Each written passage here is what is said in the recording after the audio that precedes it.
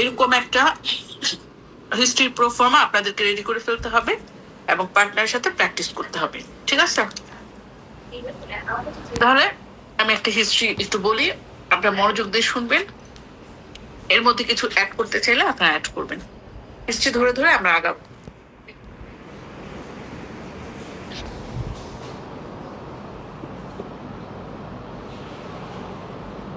আচ্ছা, এখন হচ্ছে হিস্ট্রির ধরন এরকম। Mrs Amina, third gravida, housewife, belongs to middle class family, hailing from Kearneyganj, Dhaka, got admitted herself in Sir Salimullah Medical College Hospital at her 33 weeks of pregnancy with the complaints of lower abdominal pain for 8 hours, sudden gush of watery discharge per vagina for 2 days,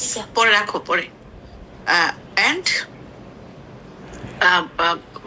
per vaginal bloody discharge for 2 to 3 hours. এটা হচ্ছে তার chief complex. তাহলে যখন আমরা elaborate করব, according to the statement of the patient, she is pregnant for 33 weeks. It is her planned pregnancy. She was on regular antenatal checkup. She was sure about her LMP, and it was on ATO. And according to her LMP, her EDD will be on ATO, which was also correlate with her early ultrasound scan at her 8 or 9 weeks pregnancy. Her pregnancy was uneventful until 33 weeks of pregnancy. Now, sudden she complains of lower abdominal pain.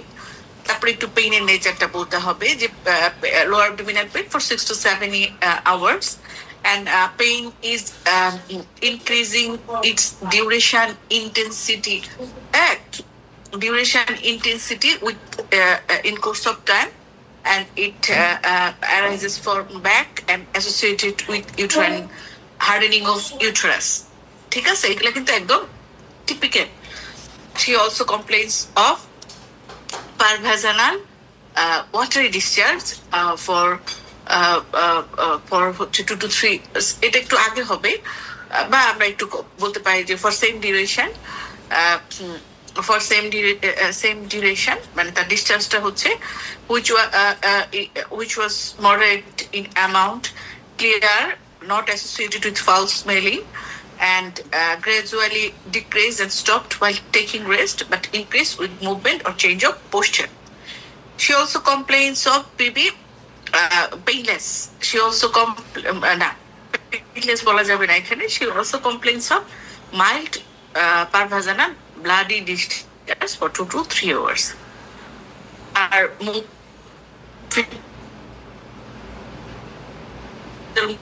movement is normal, or pervaginal foul smell, or dysuria, or frequent or burning micturations, or any vulval.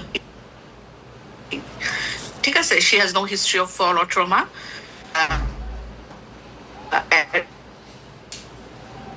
regarding her obstetric history by cesarean section due to indications গুলো আমরা বললাম, বা normal delivery হলে সেটা আমরা বললাম।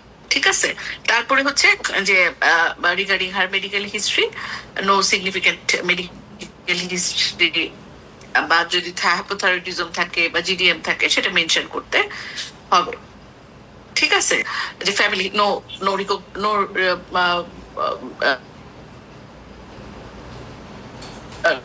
remarkable family. To consent and maintain adequate privacy, I exit BMI টা বলতে হবে এখানে, এটা সবসময় মাথায় রাখবেন। সে মাইল্ড অ্যানিমিক থাকবে, অনেকটেরিক থাকবে, নন ইডিমেটাস থাকবে, টেম্পারেচার, পালস, এগুলো আমরা বললাম। তারপরে চিল্লাইতে না করো তো Simin.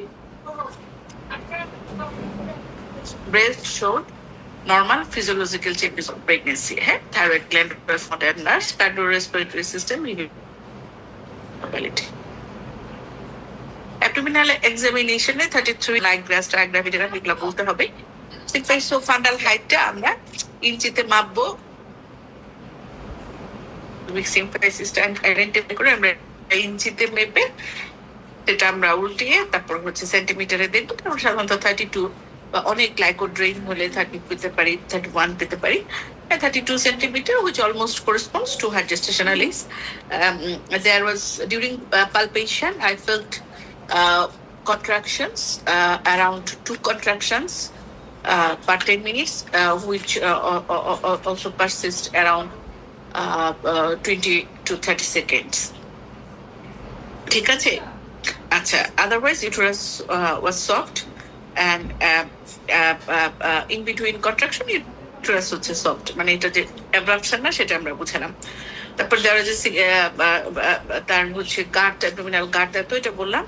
There was a single fetus with longitudinal line and seems to be cephalic presentation.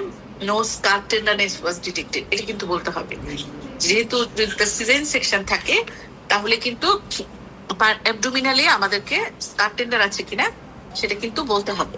হ্যাঁ, না হলে কিন্তু আমাদের হিস্ট্রিটা হচ্ছে ইনকমপ্লিট থাকবে। ঠিক আছে? আচ্ছা, তারপরে হচ্ছে যে আমরা liquor volume seems to be adequate, fetal heart rate কত সেটা আমরা দেখলাম। ভ্যাজানাল এক্সামিনেশনে আমরা প্রথমেই হচ্ছে স্পেকুলাম দেখবো, ইন্সপেকশনের শো, যেহেতু ভ্যাজানাল ডিসচার্জ বলছে বা শো বা ওয়াটারি ডিসচার্জ পেতে পারি। তারপরে আমরা স্পেকুলাম এক্সামিনেশন করে কাফ রিফ্লেক্স দিয়ে প্রম আছে কিনা সেটা দেখবো, আমরা কনফার্ম করব যে শো আছে কিনা। তারপরে অ্যাসোসিয়েটেড কট প্রলাপস আছে কিনা সেটা এক্সক্লুড করব। সার্ভিক্স ইফাসমেন্ট হয়েছে কিনা, ডাইলেটেড হয়েছে কিনা সেটা পুরোটাই আমাদেরকে বলতে হবে। ঠিক আছে? তারপরে হচ্ছে আমরা ডায়াগনোসিসে চলে যাব।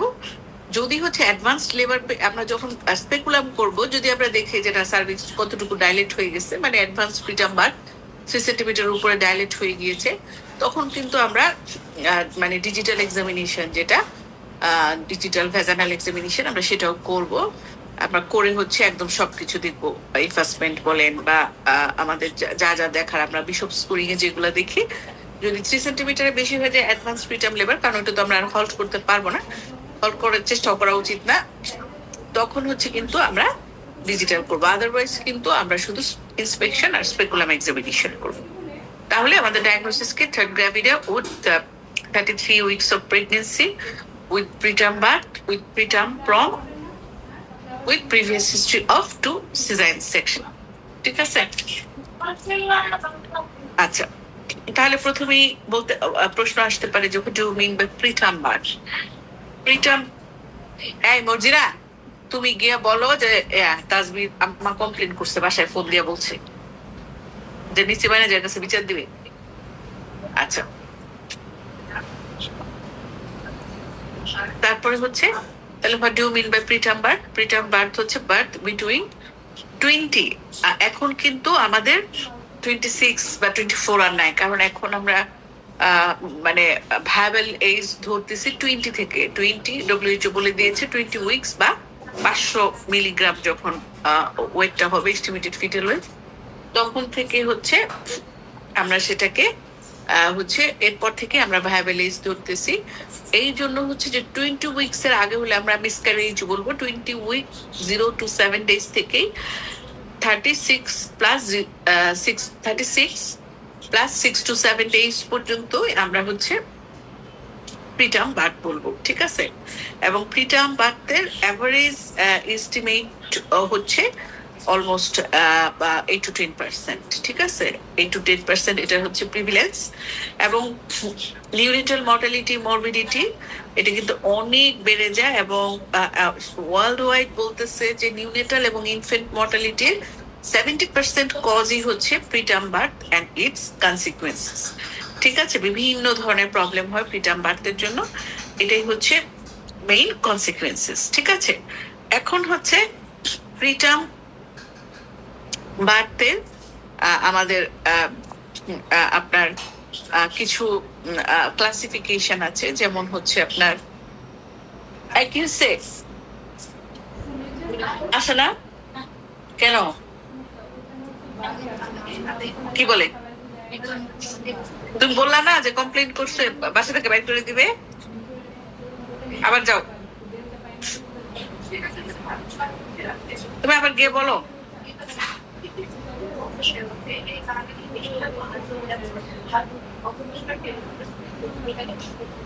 আচ্ছা, এখন হচ্ছে যে আমাদের প্রিটার্ম বার্থদেরও কিন্তু আমাদের ক্লাসিফিকেশন আছে। হ্যাঁ, প্রিটার্ম বার্থদেরও কিন্তু আমাদের ক্লাসিফিকেশন আছে। সেটাও কিন্তু আমাদের পরীক্ষায় আপনাদের কেসে ধরতে পারে। রিটেনে হয়তো বা আসবে না, কিন্তু কেসে ধরতে পারে যে প্রিটার্ম বার্থের ক্লাসিফিকেশন। এটা হচ্ছে জেস্টেশনাল এজ অনুযায়ী যেটা ডব্লিউএইচও ক্লাসিফিকেশনটা দিয়েছে, সেটা হচ্ছে এক্সট্রিমলি প্রিটার্ম।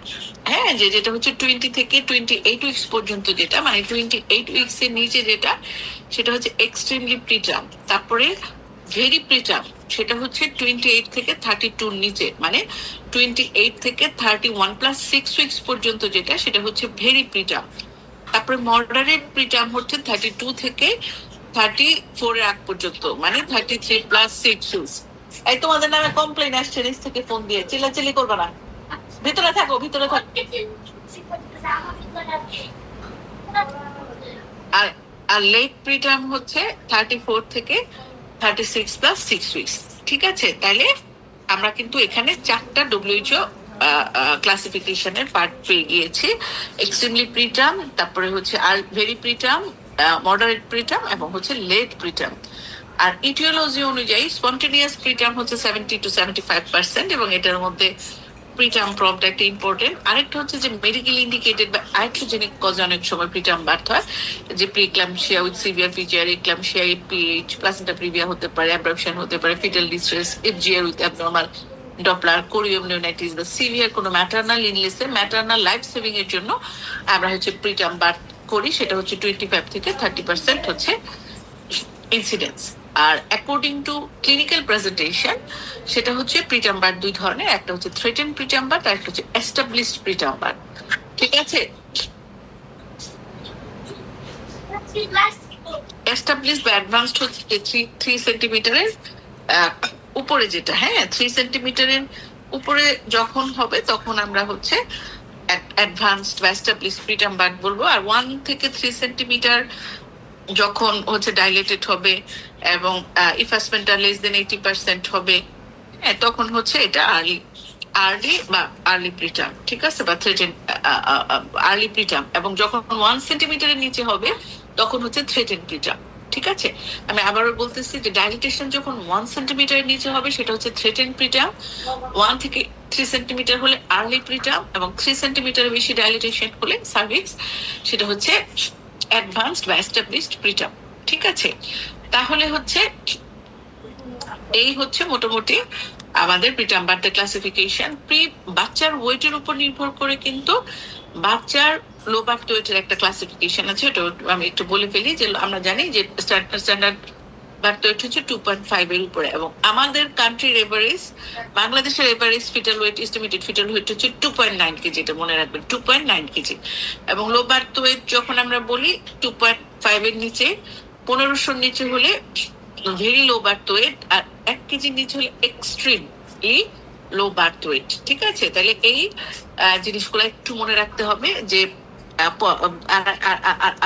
মানে 2.5 এর নিচে কত, 1.5 এর নিচে এবং 1 গ্রামের নিচে হলে এক্সট্রিমলি লো বার্থ ওয়েট। ঠিক আছে, আচ্ছা তারপরে হচ্ছে আসতে পারে যে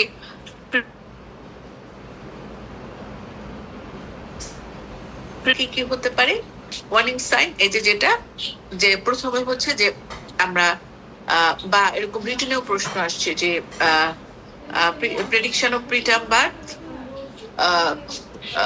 কি যেন একটা প্রশ্ন আসছে, আচ্ছা আমি একটু দেখতেছি। হ্যাঁ, তাহলে আপনার প্রিটার্ম বার্থে হচ্ছে আপনার আমাদের ইয়েটাও লাগবে। হ্যাঁ,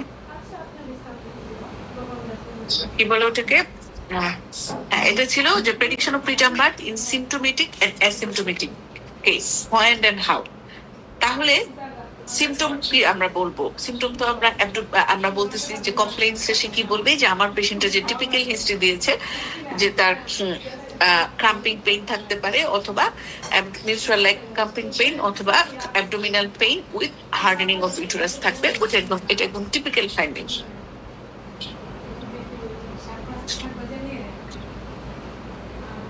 এরপরে যেটা এরপরে হচ্ছে তার পারভাজানাল ব্লাডি ডিসচার্জ থাকতে পারে, ঠিক আছে, লো ব্যাক পেইন থাকতে পারে, ব্যাক প্রেশার থাকতে পারে, হ্যাঁ, আর প্যারাবডোমিনালি আমরা ইউট্রাইন কন্ট্রাকশন পাবো 10 মিনিটস টু অথবা তার বেশি বা 1 ঘন্টা 8টা বা তার বেশি, ঠিক আছে, এবং এগুলো 20 মিনিটস এর বেশি 20 সেকেন্ডস এর বেশি কন্ট্রাকশন পারসিস্ট করবে, এবং তার ভ্যাজানাল সিক্রেশনটা হচ্ছে বাড়তে থাকবে। এবং যদি সার্ভিক্যাল এক্সামিনেশন করি, আমরা ভ্যাজানাল এক্সামিনেশন করি, সার্ভাইকাল লেন্থটা আমরা 2.5 সেন্টিমিটারের কম পাবো, বিশপ স্কোর আমরা 4 এর বেশি পাবো, এবং সার্ভাইকাল ডাইলেটেশন আমরা 1 সেন্টিমিটারের বেশি পাবো, সার্ভাইকাল ইনফাসমেন্ট আমরা 80 অথবা তার বেশি পাবো, এবং আমরা শো পাবো। তাহলে এই হচ্ছে একদম টিপিক্যাল সিমটমস। তাহলে এটা হচ্ছে সিমটোমেটিক কেসের ক্ষেত্রে আমরা প্রিটার্ম বা প্রেডিক্ট করে ফেললাম। এখন হচ্ছে অ্যাসিম্পটোমেটিক কেসে আমরা হচ্ছে কিভাবে প্রিটার্ম বার্থ হচ্ছে প্রেডিক্ট করব। হ্যাঁ, অ্যাসিম্পটোমেটিক কেসে আমরা কিভাবে প্রিটার্ম বার্থ প্রেডিক্ট করব, সেটা হচ্ছে যার প্রিভিয়াস হিস্ট্রি থাকবে একটা বা একটার বেশি মিসক্যারেজ বা হচ্ছে প্রিটার্ম বার্থ 2টা বা তার বেশি, সেরকম, বা তার কোনো মেডিকেল ডিসঅর্ডার, সার্জিক্যাল ডিসঅর্ডার, বা তার সোশিও ইকোনমিক বা তার ডেমোগ্রাফিক কোনো হিস্ট্রি আছে, বা কারেন্ট প্রেগনেন্সিতে তার কোনো কমপ্লিকেশনস আছে, যেমন পেজ আছে, প্রি এক্লাম্পসিয়া আছে, মাল্টিপল প্রেগনেন্সি আছে, যেটা থেকে আমরা প্রেডিক্ট করতে পারি তার প্রিটার্ম বার্থ হতে পারে। এছাড়া হচ্ছে কিছু হচ্ছে আমাদের আরো কিছু জিনিস আছে। হ্যাঁ, আচ্ছা, তুমি চুপ করে থাকো। তারপরে হচ্ছে আপনার তারপরে হচ্ছে আমাদের আরো মানে অ্যাসিম্পটোমেটিক কেসে আরো কিছু আমাদের বায়োকেমিক্যাল মার্কার আছে, বায়োফিজিক্যাল। তারপরে হচ্ছে আমাদের 18 থেকে 24 সপ্তাহে আমরা সার্ভাইকাল লেন্থ দেখি। হ্যাঁ, এইগুলা কিন্তু সবই আমাদের অ্যাসিম্পটোমেটিক কেসে আমরা প্রেডিক্ট করতে পারি। বা আমরা হচ্ছে কি দেখি, আমরা হচ্ছে কি দেখি,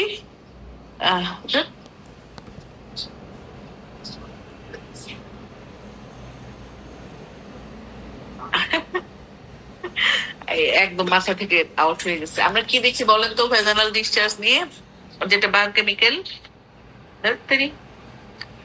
কয়েকজন বলেন বায়োকেমিক্যালি আমরা কি দেখি? ফাইব্রোনেকটিন, ফিটাল ফাইব্রোনেকটিন। হ্যাঁ, ফিটাল ফাইব্রোনেকটিন দেখি, ঠিক আছে। এই ক্লাসে কিন্তু আপনার কথা বলবেন, কথা না বললে কিন্তু হবে না, ঠিক আছে। শুধু আমি কথা বললে হবে না, আমি কথা বললে তো একটু পর আমার ঘুম পাবে, ঠিক আছে। আপনার কথা বলবেন। তাহলে আমরা বলেন তো বায়োফিজিক্যাল আমরা কোনটা, বায়োকেমিক্যাল আমরা কি কি দেখি, আর বায়োফিজিক্যাল কি কি দেখি বলেন একজন, বলেন একজন। আপা কেউ কথা বলেন? আপনারা কি সবাই ক্লাসে আছেন না ক্লাসে কোনো কাজ করতেছেন? কথা বলেন, কেউ কথা বললে কি সমস্যা আছে নাকি ভোটের আগে কেউ কথা বলবেন না? আর কেউ একজন কথা বলেন।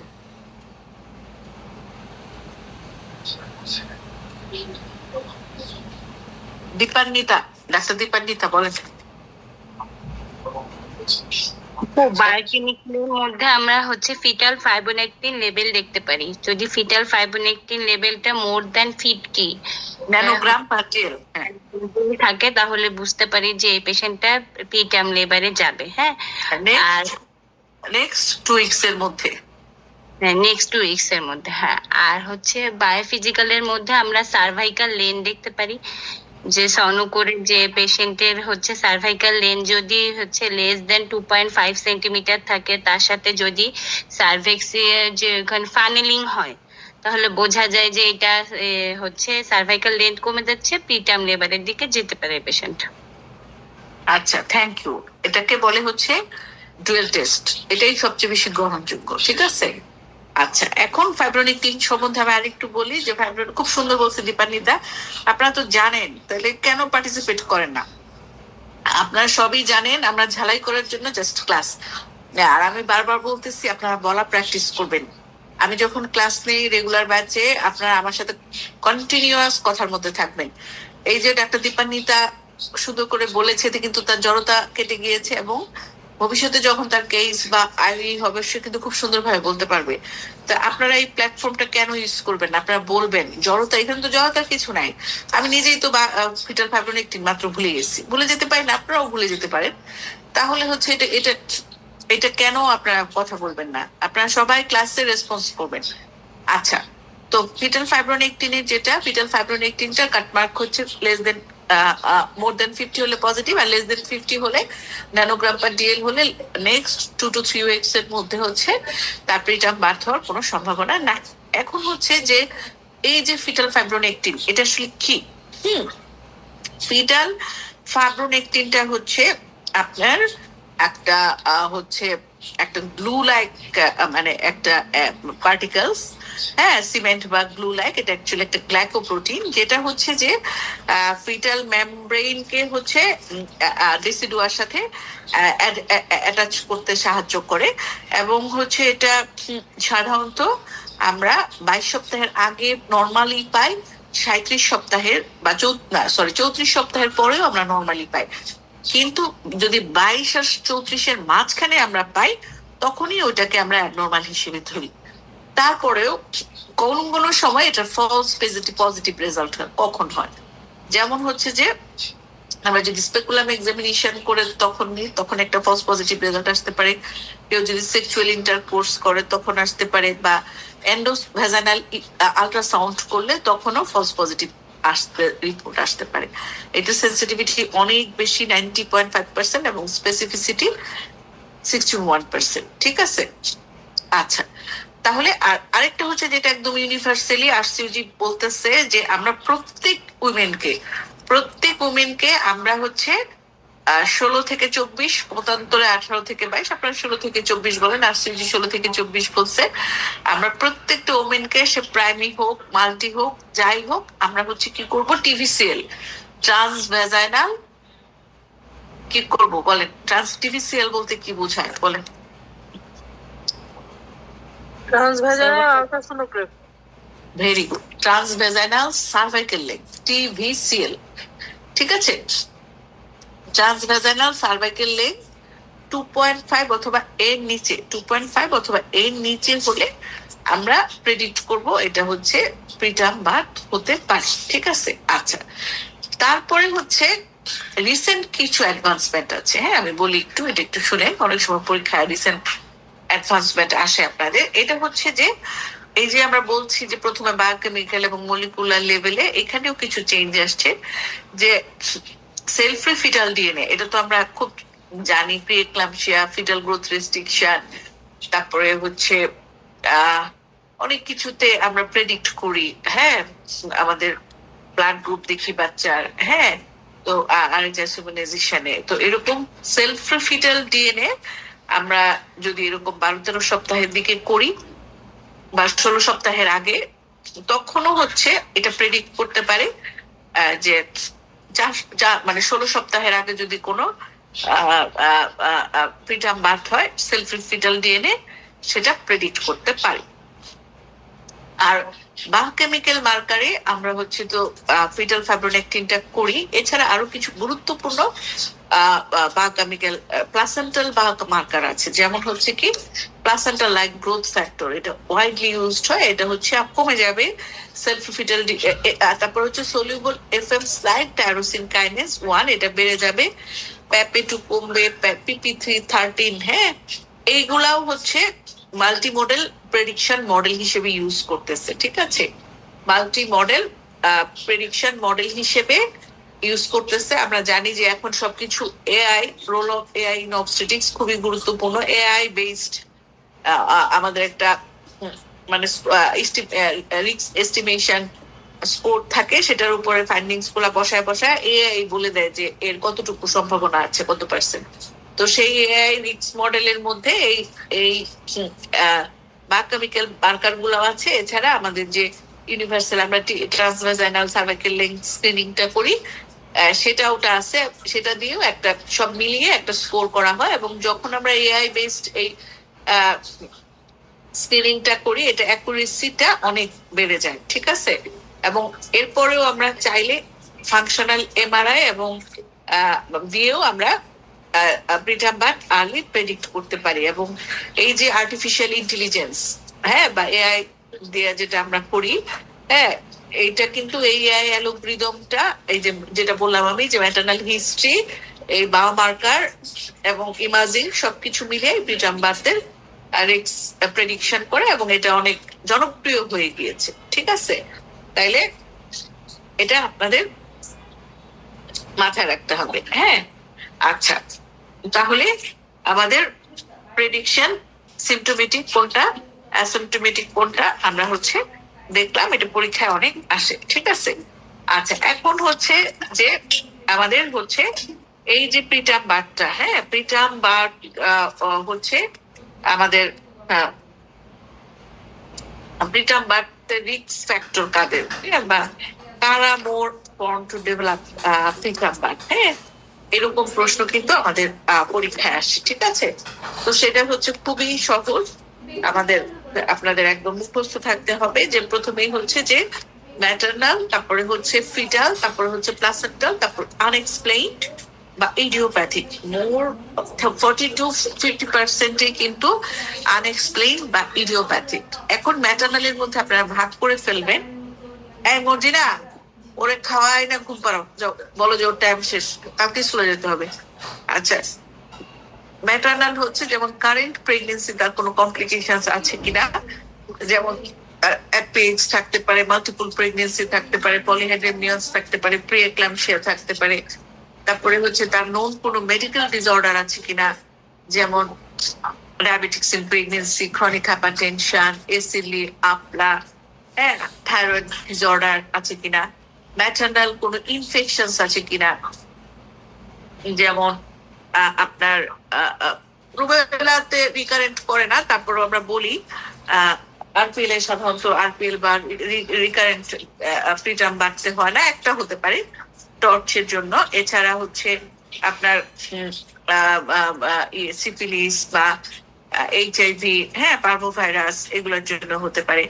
তারপরে হচ্ছে মায়ের হচ্ছে যে সোসিওইকোনমিক, যেমন হচ্ছে তার লো বিএমআই, লো সোসিওইকোনমিক কন্ডিশন, সে যদি স্মোকিং, অ্যালকোহলিজম হয়, স্মোকার হয়, বা রিক্রিয়েশনাল ড্রাগ নেয়, হ্যাঁ, সেটার জন্য হতে পারে, হ্যাঁ, বা হচ্ছে যে এআরটি পরে হতে পারে। প্রিভিয়াস হিস্ট্রি থাকলে ম্যাটারনাল স্ট্রেস, এটা খুব ইম্পর্টেন্ট, এই স্ট্রেসের কারণে কিন্তু অনেক হচ্ছে প্রিটার্ম বার্থ হয়, হ্যাঁ। এখন হচ্ছে আমাদের তারপরে হচ্ছে আমাদের ফিটাল কজ যেগুলো আছে, যে ফিটাল কজের মধ্যে হচ্ছে খুব ইম্পর্টেন্ট যেটা, সেটা হচ্ছে আপনার ফিটাল অ্যানোমেলি হতে পারে, মাল্টিপল প্রেগনেন্সি, তারপরে আইইউএফটি হতে পারে, প্লাসেন্টাল হচ্ছে এপিএইচ হতে পারে, অ্যাপ্রাপশিওর, তারপরে সেন্ট্রাল প্লাসেন্টা প্রিভিয়া, তারপরে হচ্ছে আমাদের প্লাসেন্টাল ইনফ্রাকশন হতে পারে, থ্রোম্বোসিস হতে পারে, আর ইডিওপ্যাথিক হতে পারে। এরপরে কিন্তু যেটা আপনাদের জন্য খুব ইম্পর্টেন্ট প্রশ্ন, সেটা হচ্ছে যে আমাদের হচ্ছে এই যে হচ্ছে আমাদের কজ, হ্যাঁ, যে আমাদের এরকম কজ আসতে পারে যে কেন হচ্ছে একটা হচ্ছে প্রিমার্ট একটা অ্যানিমিক পেশেন্টের হয়, বা একটা হাইপোথাইরয়েডিজমের পেশেন্টের কেন ই হয়, কেন হচ্ছে প্রিটার্ম হয়, হ্যাঁ, এই প্রশ্নগুলো কিন্তু আপনার প্রচুর আসে পরীক্ষায়, হ্যাঁ, বা স্ট্রেসের কারণে কেন হয়, হ্যাঁ, এই প্রশ্নগুলা কিন্তু প্রচুর আসে, এসকিউতে আসে, আবার আপনার টেস্টেও ধরে। তাহলে অ্যানিমিয়া বা হাইপোথাইরয়েডিজম যেটা আমরা ধরি, মেইন কি হয় যে মেকানিজমে একটা মেইন মেকানিজম যেটা একটা ক্রনিক ম্যাটারনাল হাইপোক্সিয়া থাকে, সেখান থেকে ইউটেরোপ্লাসেন্টাল ইনসাফিসিয়েন্সি হয় এবং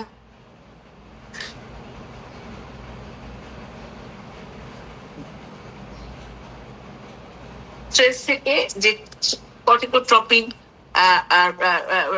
রিলিজিং মানে সিআরএইচ যেটা হয়, কর্টিকোট্রপিন রিলিজিং হরমোনটা হয়, এটার ফলে ইউট্রাকশনস হয়। এটা হচ্ছে মেইন অ্যানিমিয়াতে। তাহলে কি হয়, একটা ক্রনিক ম্যাটারনাল হাইপোক্সিয়া, অ্যানিমিয়াতে একটা হাইপোক্সিয়া থাকে, কারণ আমরা জানি হিমোগ্লোবিন কম মানে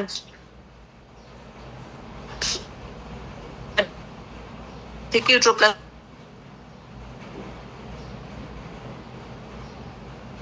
সিআরএইচ রিলিজ হয় এবং সেখান থেকে ইউট্রাইন কন্ট্রাকশন হয়। বা তারপরে হচ্ছে যে আমরা জানি অ্যানিমিয়া থাকলে কি হয়, তার ইমিউনিটি কমে যায়, তখন মোর প্রন টু ইনফেকশন সেখান থেকে হতে পারে। একটা হচ্ছে যে অক্সিডেটিভ স্ট্রেস, অক্সিডেটিভ স্ট্রেস বেড়ে গেলে সেখান থেকে প্রোস্টাগ্ল্যান্ডিন রিলিজ হয়ে সার্ভাইকাল র্যাপিডিং হয়ে কন্ট্রাকশন শুরু হতে পারে। ঠিক আছে, আর যদি সিভিয়ার অ্যানিমিয়া মানে 7 এর নিচে হয়, তখন কিন্তু প্রম, কোরিয়ামিউনাইটিস, এইচজিআর এগুলো অনেক বেশি হয়। হাইপোথাইরয়েডিজমে কেন হয়? কারণ হাইপোথাইরয়েডিজমে যেটা খুব ইম্পর্টেন্ট সেটা হচ্ছে যে হাইপোথাইরয়েডিজমে প্লাসেন্টাল পারফিউশনটা কম থাকে, সাপ্লাই কমে যায়, সেখানে হচ্ছে ফিটাল কম্প্রোমাইজ হয়, প্রিটার্ম বার্থ হয়, এবং এটাও কিন্তু প্রোস্টাগ্ল্যান্ডিন মেটাবলিজমটা বাড়ায় দেয়, সেখান থেকে হইতে পারে। এছাড়া অ্যাসোসিয়েটেড অ্যানিমিয়া থাকতে পারে, ইনফেকশন থাকতে পারে, এখান থেকে প্রিএক্লাম্পসিয়া হতে পারে। প্রিএক্লাম্পসিয়াতে কেন প্রিটার্ম বার্থ হয়, এটাও একটা প্রশ্ন। প্রিএক্লাম্পসিয়াতে কি হয়? প্রিএক্লাম্পসিয়াতে আপনার এন্ডোথেলিয়াল ইনজুরি হয়, ভেজোস্পাজম হয়, ইনফ্লামেটরি মেডিয়েটরস যে স্প্লিট, সলিউবল এন্ডোগ্লিন এগুলা রিলিজ হয়। এইগুলা রিলিজ হয়ে হচ্ছে আমাদের হচ্ছে প্রোস্টাগ্ল্যান্ডিন রিলিজ হয়ে হচ্ছে প্রিটার্ম বার্থ। ঠিক আছে, তারপরে হচ্ছে স্ট্রেস কিন্তু ম্যাটারনাল স্ট্রেসও আছে, আবার ফিটাল স্ট্রেসও আছে। হ্যাঁ, ম্যাটারনাল স্ট্রেসে কি হয়, এই যে আপনার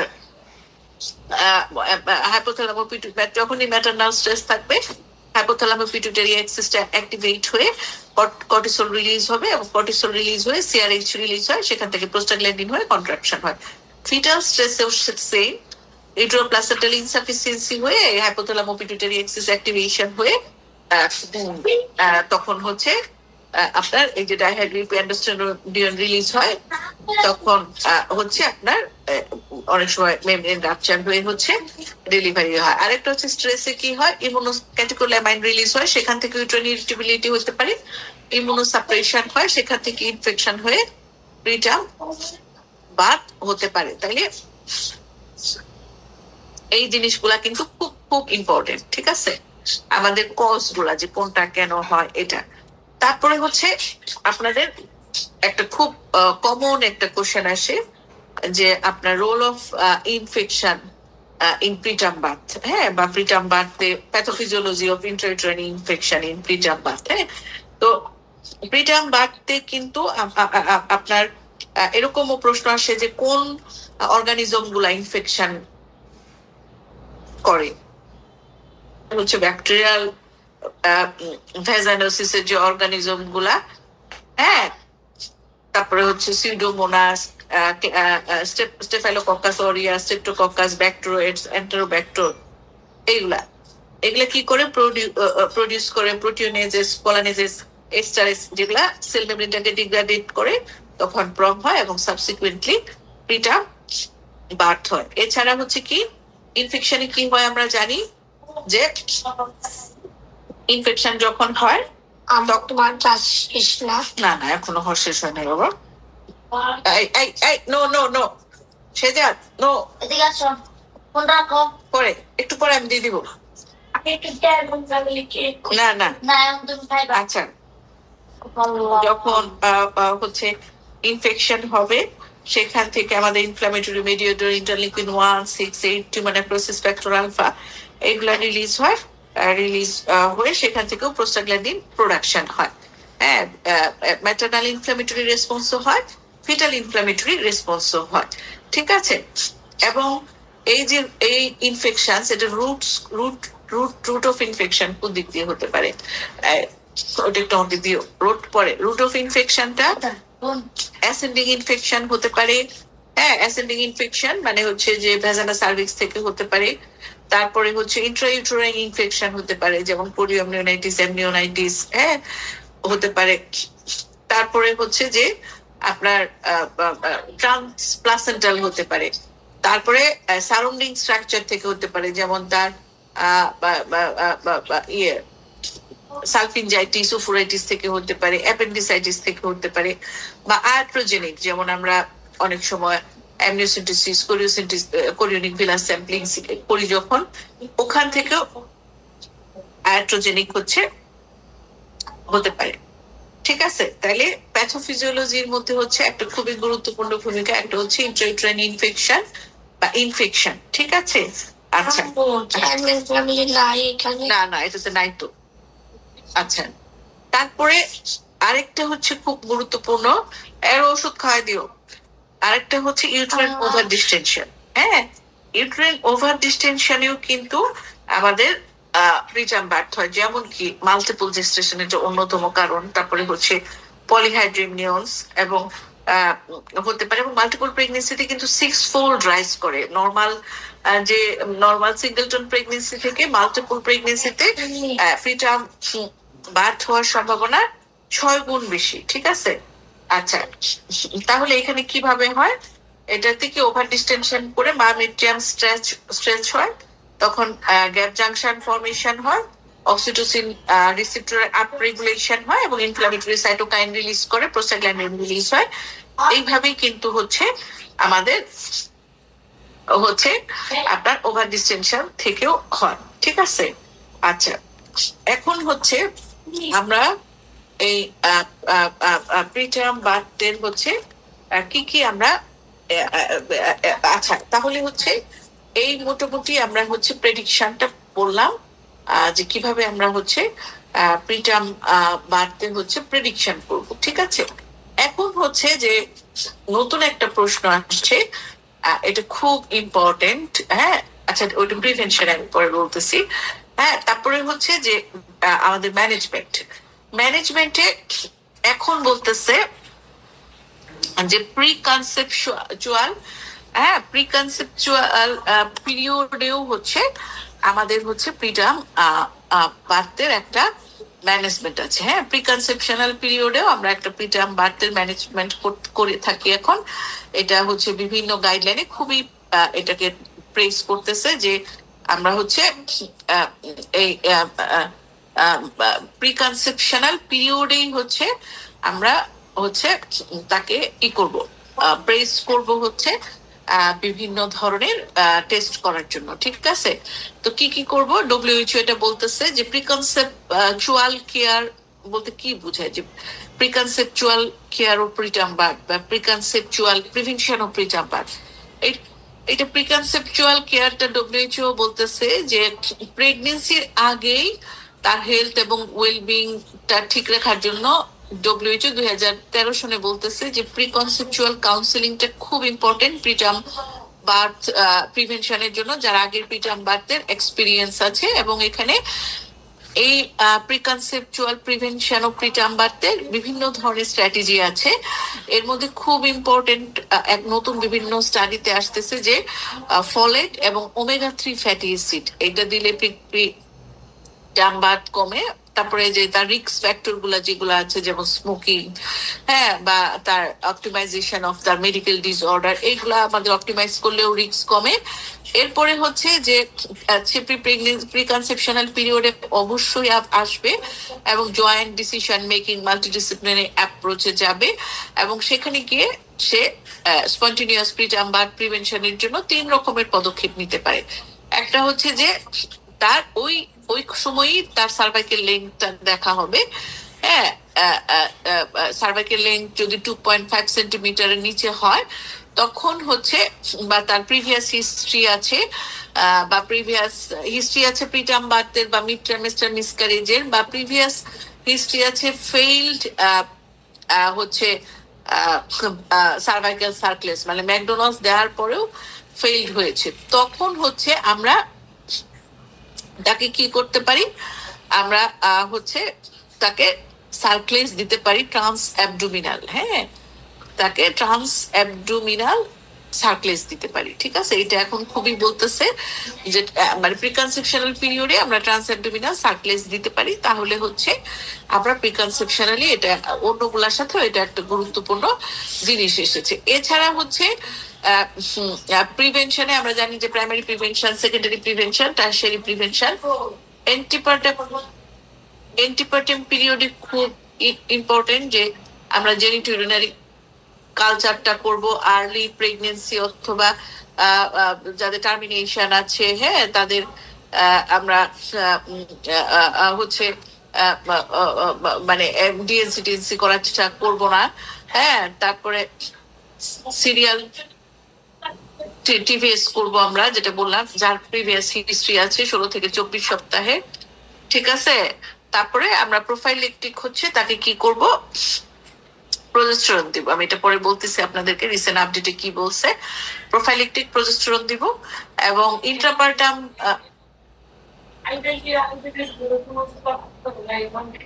আর ইন্ট্রাপার্টামে হচ্ছে কমপ্লিট সার্ভাইকেল ডাইলিটেশন আগে হচ্ছে আমরা তাকে চাপ দিতে বলবো না, যে বিয়ারিং ডাউন করতে বলবো না। ঠিক আছে, এটা খুবই ইম্পর্টেন্ট। আচ্ছা, এখন হচ্ছে আমাদের কিছু রিসেন্ট আপডেট আসছে, এটা একটু আমি আপনাদেরকে বলবো যে এই এই সার্কলেস সম্বন্ধে। হ্যাঁ, আচ্ছা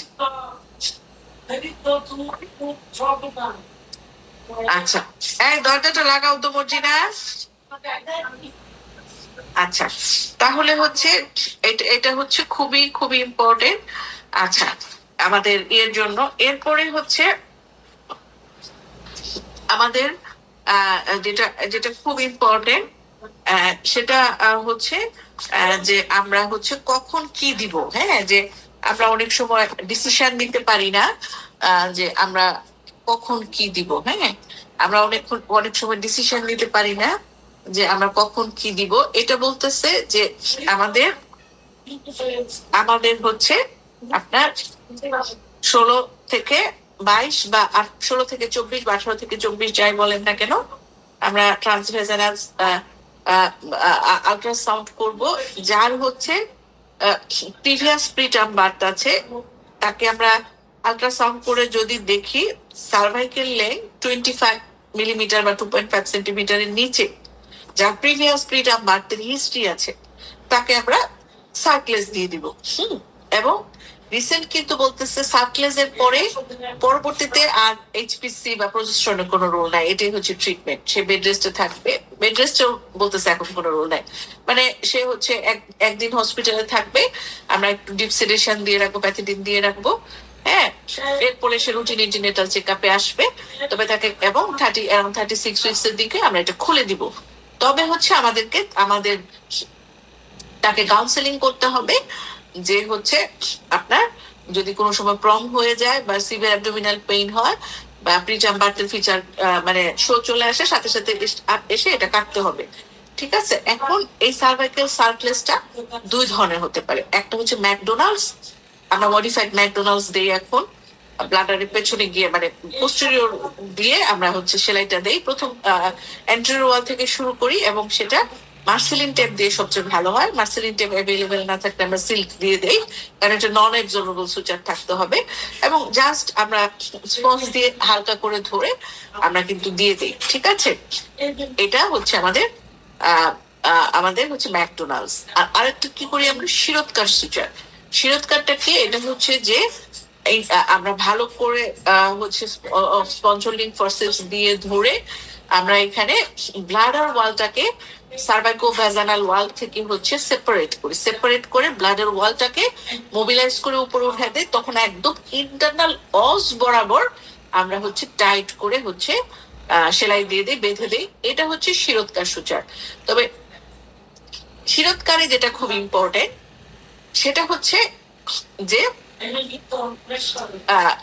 শিরোৎকারে হচ্ছে যে আপনারা যেটা করতে পারবেন সেটা হচ্ছে যে এইটাতে এক্সপার্টাইজ লাগে, ব্লাডার ইনজুরি হওয়ার সম্ভাবনা থাকে, ব্লিডিং হওয়ার সম্ভাবনা থাকে। আর ম্যাকডোনাল্ডস যেমন কিছুই লাগে না, এটা মানে আমার মতো আমার মতো মানুষজন দিতে পারে, ঠিক আছে? আচ্ছা, আর অ্যাবডোমিনাল সুচার যেটা, সেটা হচ্ছে অ্যাবডোমিনাল সুচার যেটা, অ্যাবডোমিনাল যেটা, সেটা হচ্ছে যে আমরা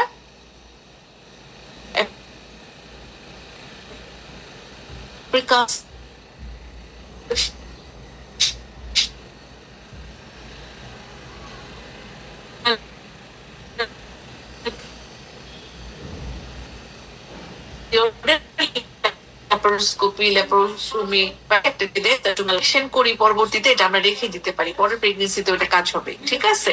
আর যদি ভ্যাজানাল ডেলিভারি করি তাহলে এটা এটা তারপরে ইয়ে করতে হবে। আর সিজারিয়ান সেকশন করলে মানে লাগে না, ঠিক আছে? কারণ আমরা তো তাকে সার্ভিস স্ট্রেস দিচ্ছি না, ঠিক আছে? আর ম্যাকডোনাল্ড টোনাল্ড সব কেটে দিতে হবে, হ্যাঁ? আচ্ছা, তাহলে সুচারটা খুব ইম্পর্টেন্ট। এখন এই এই নেটওয়ার্কের প্রবলেমের জন্য তাহলে এটা হচ্ছে ট্রান্সঅ্যাবডোমিনালেরটা একটু যদি আবার বলতেন।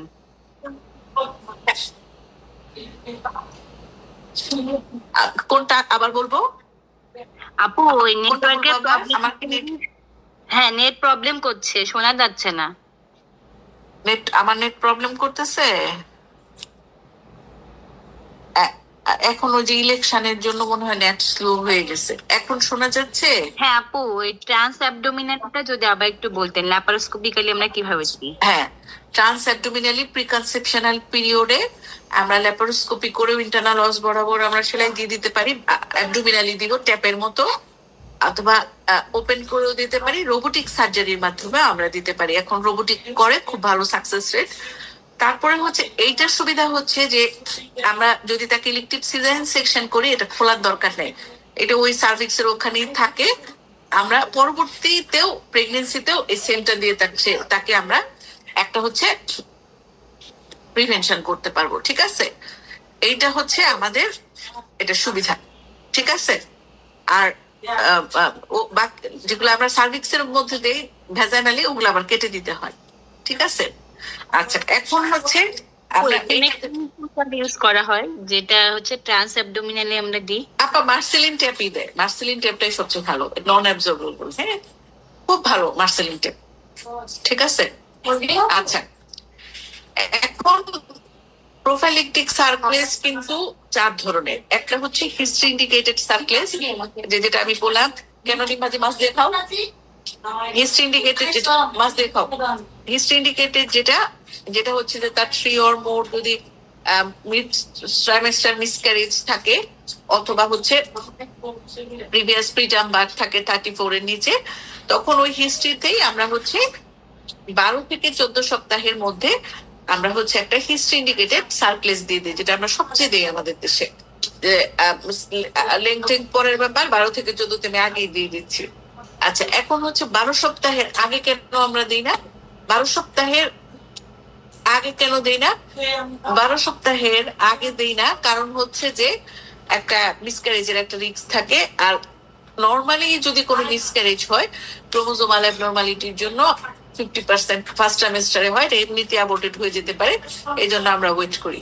আরেকটা হচ্ছে যে সার্ভিক্স এর যে মানে মানে এক্সেসিবিলিটিটা, ওইটা 12 উইকস এর পরে একটু নিচে নামে, তখন একটু সহজ হয়, ইজিলি অ্যাক্সেস হয়, ঠিক আছে? এই জন্য 12 থেকে 14 সপ্তাহের মধ্যে হচ্ছে আমাদের আইডিয়াল টাইম। এটা একটা প্রশ্ন যে কেন আমরা 12 থেকে 14 সপ্তাহের মধ্যেই দিই, আর পরে কেন দিই না? কারণ মিড ট্রাইমেস্টার মিসক্যারেজ গুলো শুরুই হয় 14 থেকে 16 থেকে শুরু হয়ে যায়, ঠিক আছে? তো এই জন্য হচ্ছে আমরা 12 থেকে 14 সপ্তাহে দিব হিস্ট্রি বেসড ইন্ডিকেটেড। আর এতক্ষণ যা আমি বললাম সেটা হচ্ছে আল্ট্রাসাউন্ড বেসড ইন্ডিকেটেড। হ্যাঁ, আল্ট্রাসাউন্ড যেটা আমরা টিভি সেল করতেছি 18 থেকে বা 16 থেকে 24 সপ্তাহের মধ্যে, এবং 2.5 সেন্টিমিটারের নিচে হলে আমরা তাকে সার্কুলেস দিয়ে দিচ্ছি, ঠিক আছে? আরেকটা হচ্ছে যেটা আমি বললাম যে ট্রান্স অ্যাবডোমিনাল কাকে দিব, যে প্রিভিয়াসলি তার ট্রান্স ভেজাইনাল সার্কুলেস দেওয়ার পরে সে তারপরেও তার আনসাকসেসফুল হয়েছে, তখন হচ্ছে আমরা ট্রান্স অ্যাবডোমিনাল ই করি। আরেকটা হচ্ছে রেস্কিউ সার্কুলেস, যেটা ইমার্জেন্সি বেসিসে দেওয়া হয়, তবে আমরা সেটা সবসময় প্রেফার করি না, এটা আউটকাম অতটা কন্ট্রোভার্সিয়াল, মানে এটা different schools of thoughts about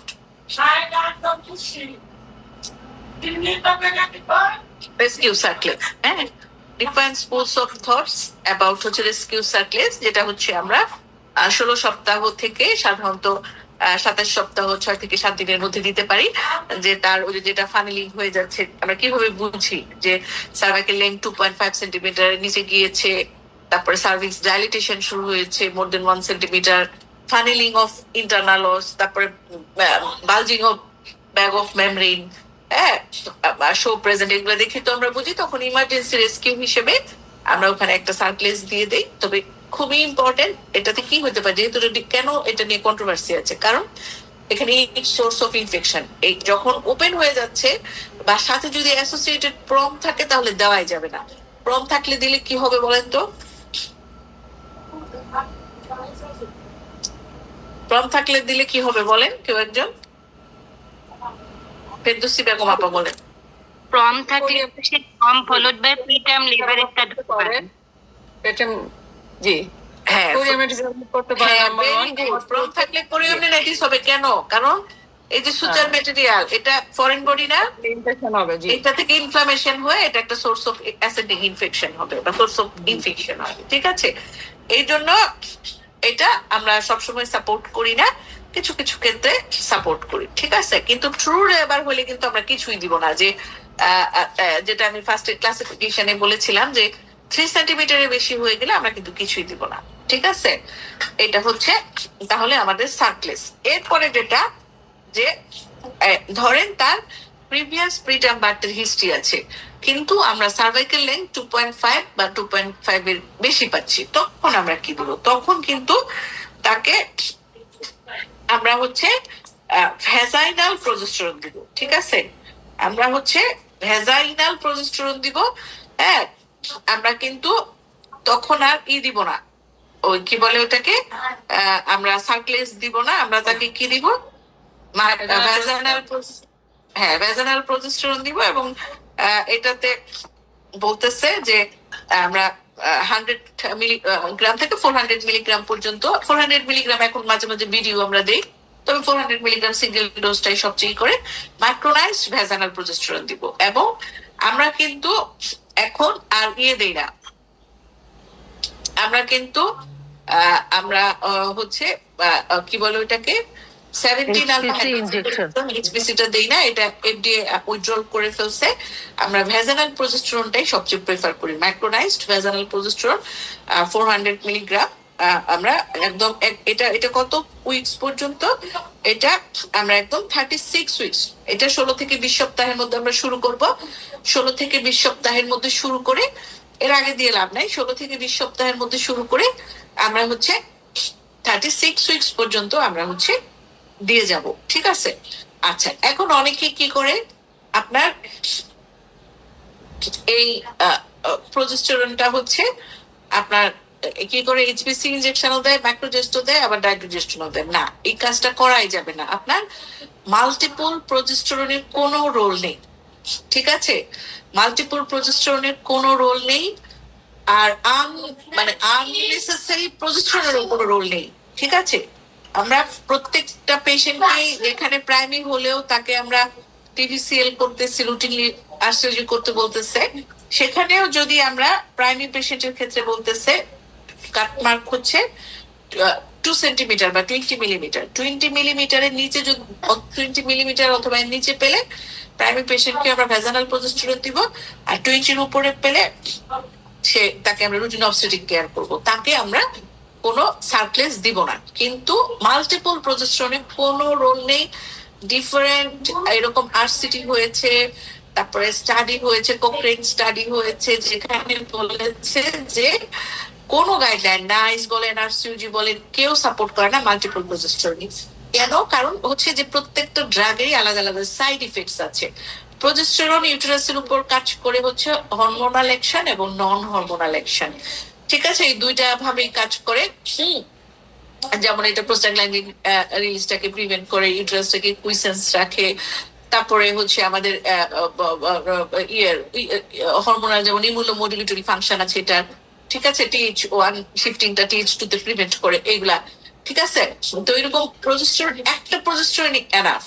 multiple progesterone দিলে তার একটা ওভারবার্ডেন হবে এবং মায়ের এবং বাচ্চার বিভিন্ন ধরনের কমপ্লিকেশনস হতে পারে, ইভেন বাচ্চার ফিটাল কনজেনিটাল অ্যাবনর্মালিটিস অনেক বেড়ে যায়। তো এই জন্য মাল্টিপল প্রজেস্টেরনের কোনো রোল নেই। আচ্ছা, এখন হচ্ছে তাহলে এটা এটা কিন্তু খুব ইম্পর্টেন্ট যে আপনারা মাল্টিপল প্রজেস্টেরন দিবেন না এবং এইচপিসি আমরা দিব না। এটা 2022-এ অনেক স্টাডি হয়েছে, সেখানে বলেছে যে কোনো লাভ নাই, বরঞ্চ বাচ্চা লিম ডিফেক্ট করতে পারে। এই জন্য নো লঙ্গার এটা আমরা আর ইউজই করি না, ঠিক আছে? তাইলে হচ্ছে এটা খুবই খুবই ইম্পর্টেন্ট। এছাড়া রিসেন্ট আপডেটে আরেকটা বলতেছে যে আহ, আমরা হচ্ছে আমরা হচ্ছে টার্গেটেড সার্ভাইকাল সার্কলেস দিতে পারি। টার্গেটেড সার্ভাইকাল সার্কলেস কখন দিব? যে প্রায়র যদি তার প্রিটার্ম বার্থ থাকে, সাথে শর্ট সার্ভিক্স থাকে, বা তার ক্লাসিক্যাল সার্ভাইকাল ইনসাফিসিয়েন্সি, মানে যেটা বললাম যে বিভিন্ন ধরনের তার হিস্ট্রি বেসড এবং তাকে ফিজিক্যাল এক্সামিনেশন করে ইন্টার প্রেগনেন্সি পিরিয়ডে, হ্যাঁ ইন্টার প্রেগনেন্সি পিরিয়ডে আমরা কিন্তু কিভাবে করতে পারি, আমরা আলট্রা টিভিএস করতে পারি, সালপিঙ্গোগ্রাম, হিস্ট্রোস্কোপি, এমআরআই করে আমরা কিন্তু দেখতে পারি সার্ভাইকাল হ্যাগার ডায়ালেটার দিয়ে যে তার সার্ভিক্সের ইনসাফিসিয়েন্সি আছে কিনা, এটা ইন্টার প্রেগনেন্সি পিরিয়ডে। তো যাদের এরকম ক্লাসিক্যাল ইনসাফিসিয়েন্সি থাকবে বা আলট্রাসোনো গাইডেড আমরা পাবো, তাদেরকে আমরা টার্গেটেড সার্ভাইকাল সার্কলেস দিয়ে দিব। আরেকটা হচ্ছে খুবই ইম্পর্টেন্ট যে লোডোজ অ্যাসপিরেশন, লোডোজ অ্যাসপিরেশন বলতেছি, লোডোজ অ্যাসপিরিন, হ্যাঁ, যে যাদের হচ্ছে আপনার সাথে অ্যাসোসিয়েটেড মেডিকেল ডিসঅর্ডার থাকবে, তাদেরকে কিন্তু আমরা লোডোজ অ্যাসপিরিন দিব, ঠিক আছে? তাদেরকে কিন্তু আমরা লোডোজ অ্যাসপিরিন দিব, ঠিক আছে? তাইলে এই জিনিসগুলা কিন্তু আমাদের খুবই খুবই ইম্পর্টেন্ট। এবং আরো হচ্ছে প্রিভেনশনে যেটা, এগুলো তো প্রাইমারি প্রিভেনশন। সেকেন্ডারি প্রিভেনশনে হচ্ছে আমরা কি দেই? টোকোলাইটিক দিই। আচ্ছা, এখানে আরেকটু আমি বলবো যে আমরা হচ্ছে একটা পেশেন্টকে হচ্ছে যখন প্রিটার্ম বার্থ হয়ে যায় একটা পেশেন্টকে, যখন আমরা ম্যানেজ করি, তখন হচ্ছে আমরা তাকে কি কি ইনভেস্টিগেশন দেই, হ্যাঁ এটা খুব ইম্পর্টেন্ট যে আমরা একটা প্রিটার্ম বার্থের পেশেন্টকে কি কি ইনভেস্টিগেশন দেই। ম্যাটারনাল কি কি দেই? আমরা প্রথমে সিবিসি দিব, সিআরপি দিব, ইউরিনারিমি কালচার দিব এবং তাকে কিন্তু হাই ভ্যাজানাল সোয়াব করবো কালচার সেন্সিটিভিটির জন্য, ওজিটিটি করব। ফিটালে কি করি আমরা? এনএসটি করি, আল্ট্রাসাউন্ড, ফিটাল গ্রোথ, A5, হ্যাঁ, সার্ভাইকাল লেন্থ যদি সম্ভব হয় দেখি, হ্যাঁ, এই জিনিসগুলা করি। আর যখন প্রিকনসেপশনাল পিরিয়ডে আসে তখন কিন্তু আমরা অনেক কিছু তাকে ইভালুয়েট করি, হ্যাঁ। প্রিকনসেপশনাল পিরিয়ডে যখন আসে তখন সার্ভিক্যাল অ্যাসেসমেন্টটা করি, পেলভিক আল্ট্রাসাউন্ড করে কোনো ফাইব্রয়েড ইউট্রেন অ্যানোমেলি আছে কিনা, দরকার হলে আমরা এমআরআই করি, ইউট্রেন কনজেনিটাল অ্যানোমেলি আছে কিনা সেটা দেখি। তারপরে আমাদের আপলা, এসিলি, হ্যাঁ, এগুলা কিন্তু টিএইচএস, FT4, এগুলা কিন্তু সব আমরা হচ্ছে এন্ডোসার্ভাইকাল সোয়াব, ক্ল্যামাইডিয়া গনোরিয়া আছে কিনা, ইউরিনে ক্ল্যামাইডিয়া গনোরিয়া আছে কিনা, হ্যাঁ, এই জিনিসগুলা কিন্তু টর্চ বা অ্যাসিম্পটোমেটিক ব্যাকটেরিয়া, ক্ল্যামাইডিয়া গনোরিয়া, এগুলোর জন্য আমরা কিন্তু খুবই ভাবে আমরা করি। এবং যদি কারো 28 উইকস এর নিচে দুইটা প্রিটার্ম বার্থ থাকে বা পেলভিক ইনফেকশনের হিস্ট্রি থাকে, সার্ভাইকাল ইনসাফিসিয়েন্সি থাকে, তখন কিন্তু 30 to 50% ক্ষেত্রেই কিন্তু তার, যদি আমরা কোনো ইন্টারভেনশন না নিই, 30 to 50% ক্ষেত্রে তার আবার প্রিটার্ম বার্থ হওয়ার সম্ভাবনা থাকে, ঠিক আছে? এখন হচ্ছে আমাদের টোকোলাইটিক ড্রাগ, হ্যাঁ, টোকোলাইটিকের মধ্যে হচ্ছে আমাদের আমরা ফার্স্ট লাইন টোকোলাইটিক হিসেবে আমরা কি করি? এটা হচ্ছে সেকেন্ডারি প্রিভেনশনে টোকোলাইটিক আমরা কি দেই? টোকোলাইটিক হচ্ছে, আচ্ছা এক মিনিট একটু,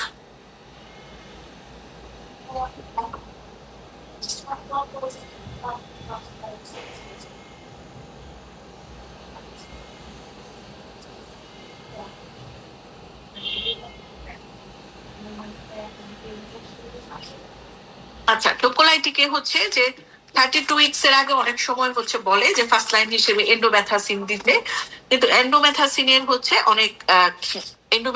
হচ্ছে অনেক সাইড ইফেক্ট আছে। যেমন হচ্ছে বারবার ফোন আসতেছে দেখে আমার ছবিটা চলে যাচ্ছে। মানুষ মানে এতটা অস্থির রোগী, ছবি পাঠানোর পরে মানে 10 বার ফোন করে, আমি ফোন কেটে দিচ্ছি, বুঝতেছে যে আমাকে কাজ থাকতে পারে না, এবং আমি কিন্তু বলছি আমি ক্লাস নিব, আপনার ছবি পাঠিয়ে রাখবেন, আমি ক্লাসের পরে রেসপন্স করবো।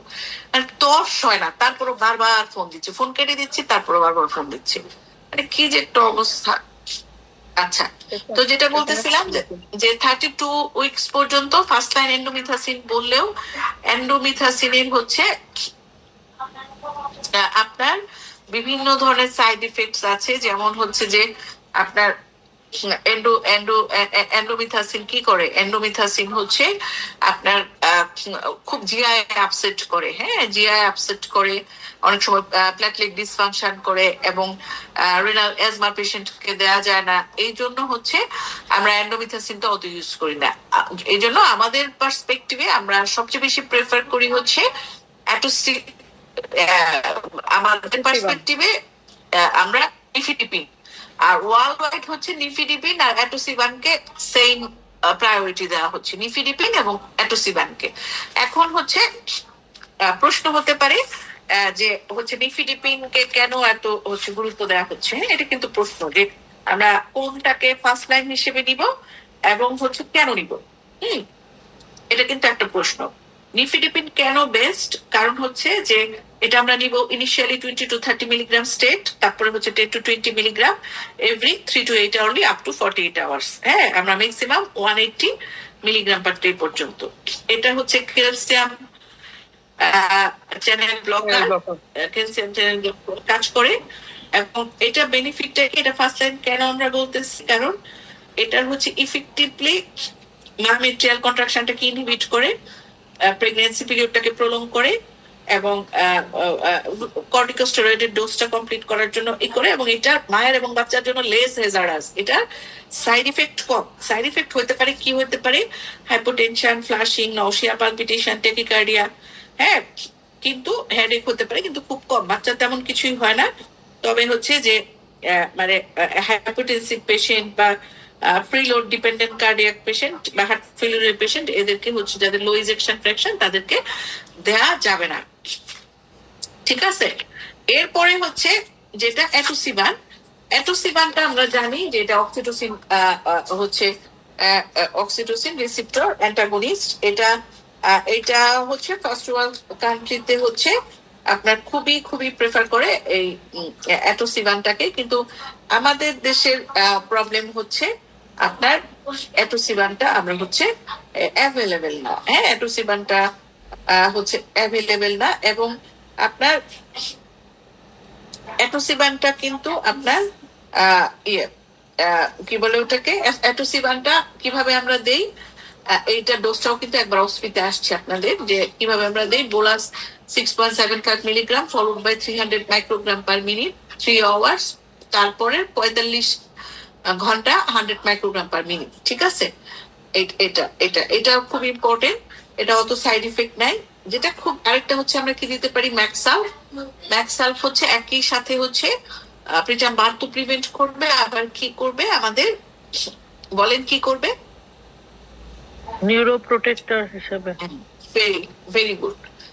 কি করবে, ফিটাল নিউরো প্রোটেক্টর হিসেবে হচ্ছে ম্যাক্সালফ কাজ করবে। আগে বলতো যে নাইস, আগে 2015 যখন তখন বলেছিল যে ম্যাক্সালফটা আমরা 24 থেকে 29 সপ্তাহ 6 দিন মানে 30 সপ্তাহ পর্যন্ত দিব। 2024 নাইস বলেছে যে না, এখন আমরা কনসিডার করতে পারবো, আপনার কনসিডার করতে পারবো 33 সপ্তাহ 6 দিন মানে 34 সপ্তাহ পর্যন্ত আমরা দিতে পারবো, কনসিডার করতে পারবো, সমস্যা নাই। এই জন্য হচ্ছে এই নিউরো প্রোটেক্টরটা হচ্ছে খুবই খুবই ইম্পর্টেন্ট। হ্যাঁ, এবং আপনাদের কিন্তু 1-2 সেশন পরপরই হচ্ছে কোশ্চেন আসে। হ্যাঁ, 1-2 সেশন পরপরই কিন্তু কোশ্চেন আসে যে ম্যাক্সালফ হচ্ছে কিভাবে নিউরো প্রোটেকশন হিসেবে কাজ করে। হ্যাঁ, ম্যাক্সালফ কিভাবে নিউরো প্রোটেক্টর হিসেবে কাজ করে স্টিল আননোন, কিন্তু তারপরে হচ্ছে বিভিন্ন মেকানিজম আছে। হ্যাঁ, বিভিন্ন মেকানিজম আছে, এর মধ্যে একটা হচ্ছে খুবই ইম্পর্টেন্ট, এটা হচ্ছে কি, এটা হচ্ছে আমাদের একটা রিসিপ্টর আছে, খুব কঠিন নাম। হ্যাঁ, কিন্তু কঠিনটা আপনারা না জানলেও NMDA টা খালি মনে রাখবেন, বড় হাতের ব্লক NMDA, মানে এন মিথাইল ডি এসপার্টেট। এই রিসিপ্টরটাকে ব্লক করে ক্যালসিয়াম ইনফ্লাক্সটা কমায় দেয়, তখন হচ্ছে যে তার টক্সিক যে নিউরোনাল ইনজুরি, এই এক্সাইটোটক্সিক নিউরোনাল ইনজুরিটা হচ্ছে প্রিভেন্ট হয়। ঠিক আছে, তারপরে হচ্ছে অ্যান্টি ইনফ্লামেটরি ইফেক্ট, এটা খুব ইম্পর্টেন্ট, যে ইনফ্লামেটরি সাইটোকাইন টাইটোকাইন এগুলা কমায়, পেরিভেন্ট্রিকুলার লিউকোমেলাসিয়া হয় না, সেরিব্রাল ভেজোডাইলেটেশন হয়, ভেজোডাইলেটেশন হয়ে পারফিউশনটাকে বাড়ায়, ফ্লোটা বাড়ায়, তখন ইসকেমিক ইনজুরিটা কমায়, এটা ফ্রি রেডিক্যাল ইনজুরিটা কমায়, অ্যান্টি-অ্যাপোপ্টোটিক ইফেক্ট আছে, এবং ব্লাড ব্রেন ব্যারিয়ারটাকে হচ্ছে স্টেবিলাইজ করে। এবং ক্লিনিক্যাল বেনিফিট হচ্ছে এটা দিলে সেরিব্রাল পলসি হওয়ার সম্ভাবনা 30 থেকে 34% কমে যায়, সিভিয়ার মোটর ডিসফাংশন কমে যায়, IVH কমে যায়। ঠিক আছে, এবং আমরা সাধারণত 32 নিচে প্রিটার্ম বাড়তে দেই, কোনো কোনো ক্ষেত্রে আমরা 33+6ও কনসিডার করতে পারি, এটা নাইস 2024 বলেছে। বা আমরা প্ল্যান প্রিটার্ম বাদ করলে বা তার প্রম হয়ে গিয়েছে এরকম পেশেন্টদেরকেও হচ্ছে আমরা দিতে পারি ডোজ একদম ওই রকম যেটা আমরা একলামশিয়া বা প্রিভেনশন অফ একলামশিয়া জন্য দেই, যে 4 গ্রাম লোডিং 20 to 30 minutes, তারপরে 1 গ্রাম পার আওয়ার, ম্যাক্সিমাম 24 আওয়ার্স পর্যন্ত দেই। ডেলিভারি 24 আওয়ার্স আগে দিলে ভালো, মানে যদি এটা আমরা ডোজটা কমপ্লিট করতে পারি বাচ্চার, এটা কিন্তু একটা প্রশ্ন, বাচ্চার জন্মের 4 ঘন্টা আগে যদি আমাদের ডোজটা শেষ হয় তাহলে আমরা এটার বেনিফিটটা পাবো, বেস্ট নিউরো প্রোটেকশন বেনিফিট পাবো। ঠিক আছে, কখন আমরা দিতে পারবো না, ম্যাক্সালফ খুব ইম্পর্টেন্ট, মাইস্থেনিয়া গ্রেভিস যদি থাকে, মার যদি রেনাল ফেলিউর থাকে, তখন কিন্তু আমরা ম্যাক্সালফ ইউজ করতে পারি না। অ্যাডভার্স ইফেক্ট কি, মায়ের কি ফেশিয়াল ফ্লাশিং হয়, হাত পা জ্বালা পোড়া করে, বমি হতে পারে, হাইপোটেনশন হতে পারে, রেসপিরেটরি ডিপ্রেশন খুবই রেয়ার, বাচ্চার তেমন কিছু হয় না, হাইপোটোনিয়া হতে পারে, ডিপ্রেশন হতে পারে। তাহলে আপনার এটা কিন্তু খুব খুব ইম্পর্টেন্ট। ঠিক আছে, আচ্ছা, তারপরে হচ্ছে আরো, এই দরজাটা লাগাও, আরো কিছু টোকোলাইটিক আছে। হ্যাঁ, যেমন হচ্ছে ভিটামাইমেটিক্স। ভিটামাইমেটিক্স এর কিন্তু এখন আমরা ইউজ করি না, সেকেন্ড লাইন থেরাপি, যেমন টার্বিটালিন ছিল, রিটোড্রিন ছিল, হ্যাঁ, এইগুলা কিন্তু আমরা এখন ইউজ করি না। কেন? কারণ সিগনিফিকেন্ট ম্যাটারনাল, ফিটাল এবং নিউনেটাল সাইড ইফেক্ট হয়। যেমন ম্যাটারনালে কি হয়, ট্যাকিকার্ডিয়া, হাইপারগ্লাইসেমিয়া, হাইপোকালেমিয়া এগুলা হয়, ফিটাসে হচ্ছে ফিটাল ট্যাকিকার্ডিয়া হয়, নিউনেটাল হাইপোগ্লাইসেমিয়া হয়, হাইপার ইনসুলিনিমিয়া হয়, হার্ট ফেলিউর হয়ে যায়। ঠিক আছে, এই জন্য কিন্তু আমরা এখন আর এই ভিটামাইমেটিক্সটা ইউজ করি না। আচ্ছা, এখন ফিগো কিছু গাইডলাইন আছে টোকোলাইটিক ব্যাপারে, যে টোকোলাইটিক আমরা কতক্ষণ দিব। টোকোলাইটিক ম্যাক্সিমাম আমরা 48 আওয়ার্স দিব।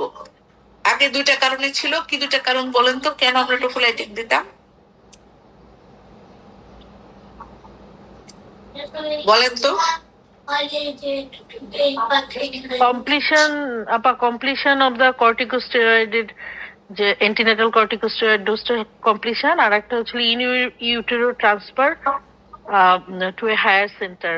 হ্যাঁ, ভেরি গুড, নতুন আরেকটা অ্যাড হয়েছে, কি সেটা হচ্ছে prevention for neuroprotection, fetal neuroprotection, for fetal maximum administration for neuroprotection, এটা নতুন অ্যাড হয়েছে, মনে রাখবেন। ঠিক আছে, তাহলে এই 3টা কারণে আমরা হচ্ছে খুব শর্ট পিরিয়ডে দিব, এবং শর্ট লোয়েস্ট ডোজে দিব, এবং মাল্টিপল টোকোলাইটিক ইউজ করা যাবে না, এবং টোকোলাইটিক ইউজ করার আগে সবসময় তার কন্ট্রাইন্ডিকেশন এক্সক্লুড করে নিতে হবে। হ্যাঁ, এটা হচ্ছে খুবই ইম্পর্টেন্ট। কন্ট্রাইন্ডিকেশন এক্সক্লুড কি কি, যেমন হচ্ছে যে 37 উইকস এর বেশি হলে দিব না, সার্ভিক্স এর ডাইলেটেশন এটা আমরা দিব না, তার কোরিয়ামনিওনাইটিস বা ফিটাল ডিস্ট্রেস বা maternal complications, IUFD, congenital anomaly, APH, হ্যাঁ, এই জিনিসগুলো থাকলে কিন্তু আমরা হচ্ছে দিতে পারবো না। ঠিক আছে, তাহলে এই জিনিসগুলা আমাদের হচ্ছে এই প্রিটার্ম বাদ রাখতে হবে। এরপরে হচ্ছে অ্যান্টিনেটাল কর্টিকোস্টেরয়েড। হ্যাঁ, অ্যান্টিনেটাল কর্টিকোস্টেরয়েডটা হচ্ছে আমরা হচ্ছে অ্যান্টিনেটাল কর্টিকোস্টেরয়েডটা আমরা হচ্ছে দেই। এটা আমরা কি কি দেই? আমরা হচ্ছে আপনার আহ, আহ, ইয়ে আহ, আমরা হচ্ছে বেটামিথাসোন আর হচ্ছে ডেক্সামিথাসোন, এই দুইটা সাধারণত দেই। হ্যাঁ, এই দুইটা সাধারণত দেই, কিন্তু আমাদের পার্সপেক্টিভে কিন্তু আমরা ডেক্সামিথাসোন দেই, বেটামিথাসোন দেই না। বেটামিথাসোন 12 মিলিগ্রাম করে দেয়, আমরা দেই না। আমরা হচ্ছে 6 milligram ion 12 only, total 4 doses হচ্ছে ডেক্সামিথাসোন দেই। হ্যাঁ, ডেক্সামিথাসোন হচ্ছে ডেক্সামিথাসোন দেই। হ্যাঁ, তাহলে হচ্ছে এই এই যে হচ্ছে এই অ্যান্টিনেটাল কর্টিকোস্টেরয়েডটা দিলাম, এটা আমরা কেন দেই? হ্যাঁ, এবং ইন্ডিকেশন কি? ইন্ডিকেশন কিন্তু হচ্ছে যে প্রিটার্ম বা তারপরে প্রিটার্ম প্রম, তারপরে হচ্ছে তারপরে হচ্ছে আপনার তারপরে হচ্ছে প্রি এক্লাম্পসিয়া, এপিএইচ, মাল্টিপল প্রেগনেন্সি, হ্যাঁ, যেগুলোতে প্রিটার্ম বার্থ হয়ে যাওয়ার সম্ভাবনা থাকে, সেখানেই কিন্তু আমরা অ্যান্টিনেটাল কর্টিকোস্টেরয়েড দিই। এবং অ্যান্টিনেটাল কর্টিকো স্টেরয়েড মেইন পারপাসটা কি? এটা লাং ম্যাচুরিটিটা এক্সিলারেট করে এবং কিছু কমপ্লিকেশনস অফ প্রিম্যাচুরিটিটা রিডিউস করে। কি কি? যেমন আরডিএস, আইভিএইচ, নেক্রোটাইজিং এন্টেরোকলাইটিস, এনইসি এবং নিউনেটাল মর্টালিটি। ঠিক আছে, এবং এটা হচ্ছে স্ট্রং রিকমেন্ডেশন। আমরা কখন দিব? ডব্লিউএইচও বলছে সেটা হচ্ছে 24 থেকে 33 সপ্তাহ 6 দিন। হ্যাঁ, মানে তার এবং তার রিস্ক আছে যে 7 দিনের মধ্যে তার প্রিটার্ম বার্থ হয়ে যেতে পারে। ঠিক আছে, তারপরে হচ্ছে এর মধ্যে হচ্ছে আপনার যদি হচ্ছে প্রি ভায়াবল এজে হয়, হ্যাঁ, যে আপনার মানে 20 সপ্তাহ থেকে 23 সপ্তাহ, হ্যাঁ, 26 সপ্তাহ, এগুলাতে আসলে তেমন কোনো রোল নেই, দিলেও সিঙ্গেল ডোজ দিতে পারেন। আর রিসেন্টলি যেটা বলতেছে গাইডলাইনে ডব্লিউএইচও, যে অ্যাকশন ট্রায়াল 2, অ্যাকশন ট্রায়াল 3, এগুলাতে বলছে যে 34 থেকে 36 সপ্তাহ 6 দিনেও আমরা হচ্ছে ইয়ে দিতে পারি। অ্যাকশন ট্রায়াল 2 ছিল এটা, যে 36 সপ্তাহ 6 দিনে যাদের আমাদের 7 দিনের মধ্যে আমাদের ইলেকটিভ সিজারিয়ান সেকশন করা লাগবে বা ইলেকটিভ ডেলিভারি করা লাগবে, তাদেরকে দিতে পারি। রিসেন্টলি বলতেছে যেটা খুব ইম্পর্টেন্ট, সেটা হচ্ছে আপনার রিসেন্টলি যেটা বলতেছে যে আপনার যাদের এরকম আমাদের ইলেকটিভ সিজারিয়ান সেকশন লাগে 38 সপ্তাহ 9 দিনেও, 38 সপ্তাহ 6 দিনেও যদি আমরা সিজারিয়ান সেকশনের প্ল্যান করি, তাহলেও হচ্ছে আমরা অ্যান্টিনেটাল কর্টিকোস্টেরয়েড দিব। এটা নিয়ে বলতেছে যে কিছু ক্ষতি হতে পারে, বাচ্চার রেসপিরেটরি ডিপ্রেশন, বাচ্চার এনআইসিইউ অ্যাডমিশন লাগতে পারে, হাইপোগ্লাইসেমিয়া হতে পারে, হলেও ভালো দিলে ভালো। এদের রেসপিরেটরি মানে প্রিনেটাল অ্যাসফিক্সিয়া হওয়ার সম্ভাবনা বা এনআইসিইউ তে সম্ভাবনা, অ্যাডমিশনের সম্ভাবনাটা অনেক কমে যায়। এটা হচ্ছে অ্যাকশন ট্রায়াল 3, যে 38 প্লাস 6 উইকসও আমরা কনসিডার করতে পারি। এগুলো হচ্ছে কনসিডারেশন। ঠিক আছে, আমরা দিবই মাস্ট হচ্ছে 33 প্লাস 6 মানে 34 সপ্তাহ পর্যন্ত। অ্যাকশন ট্রায়াল 1 এ বলছিল আমরা 34 সপ্তাহ 6 দিন পর্যন্ত দিব। 34 সপ্তাহ থেকে অ্যাকশন ট্রায়াল 2, যেটা WHO Bangladesh, Dhaka medical college সহ বিভিন্ন দেশে এটা করছে, এটা হচ্ছে অ্যাকশন ট্রায়াল 2। আর অ্যাকশন ট্রায়াল 3 হচ্ছে যে আমরা 37 সপ্তাহ থেকে 38 সপ্তাহ 6 দিনেও আমরা হচ্ছে দিতে পারবো। ঠিক আছে, কিছু রিস্ক হতে পারে, তবে রিস্ক বেনিফিট রেশিও করলে বেনিফিটই বেশি। আর বেটামিথাসোন হচ্ছে আমরা 12 মিলিগ্রাম আয়ন 2 ডোজেস অ্যাপার্ট দিব, 24 আওয়ার্স অ্যাপার্ট। আর এটা 6 মিলিগ্রাম 4 ডোজেস 12 আওয়ার্স অ্যাপার্ট। এবং সবচেয়ে ভালো কাজ করে 7 দিনের মধ্যে হলে, মানে 24 ঘন্টার পরে, 24 ঘন্টার পরে 7 দিনের মধ্যে হলে সবচেয়ে ভালো কাজ করে। আর যদি এখন কেউ 5 সেন্টিমিটার নিয়ে আসে, আপনি দিবেন না? দিলে কোনো লাভ নাই।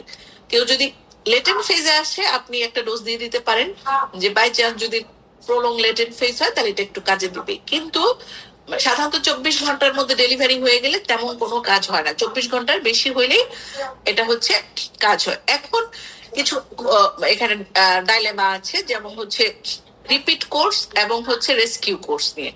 তো বলতেছে যে মানে রিপিট ডোজ একদম এনকারেজ করে না, কারণ এটাতে বরঞ্চ রিপিট ডোজ দিয়ে বিভিন্ন স্টাডিতে দেখা গেছে যে বাচ্চা এনআইসিইউ অ্যাডমিশন লাগে, বাচ্চা হাইপোগ্লাইসেমিয়া, বাচ্চা বিভিন্ন ধরনের হাইপোথার্মিয়া কমপ্লিকেশনস হয়। বরঞ্চ সিঙ্গেল ডোজ 30 আমরা দিব। তবে প্রথম ডোজ যদি 26 সপ্তাহের আগে আমরা দিয়ে দিই এবং বাচ্চা যদি 34 সপ্তাহ পার হয়ে যায় তখন আমরা একটা ডোজ দিতে পারি, ঠিক আছে? অথবা হচ্ছে যে রেস্কিউ ডোজ 34 সপ্তাহের আগেই ফার্স্ট ডোজ আমরা দিলাম, 14 দিন পার হয়ে গেল, তখনও ডেলিভারি হলো না, তখন আমরা একটা রেস্কিউ ডোজ দিতে পারি। কিন্তু মানে এরকম multiple course, routine multiple course, এটা নট রিকমেন্ডেড। এরপরে হচ্ছে আগে যেমন ছিল কোরিওমনিউনাইটিসে বলতেছিল কন্ট্রাইন্ডিকেশন, এখন না। কোরিওমনিউনাইটিসে আমরা দিতে পারবো, কিন্তু এই কোরিওমনিউনাইটিসে এন্টিনেটাল কর্টিকোস্টেরয়েডের ডোজ কমপ্লিশনের জন্য আমরা হল্ট করে রাখতে পারবো না, ঠিক আছে? আমরা হল্ট করে রাখতে পারবো না, আমরা স্টেরয়েডও দিব, আমরা কোরিওমনিউনাইটিসের ম্যানেজমেন্ট যেটা আমরা ডেলিভারি করার চেষ্টা করবো 6-7 ঘন্টার মধ্যে, সেটা আমরা ট্রাই করবো, ঠিক আছে? আচ্ছা,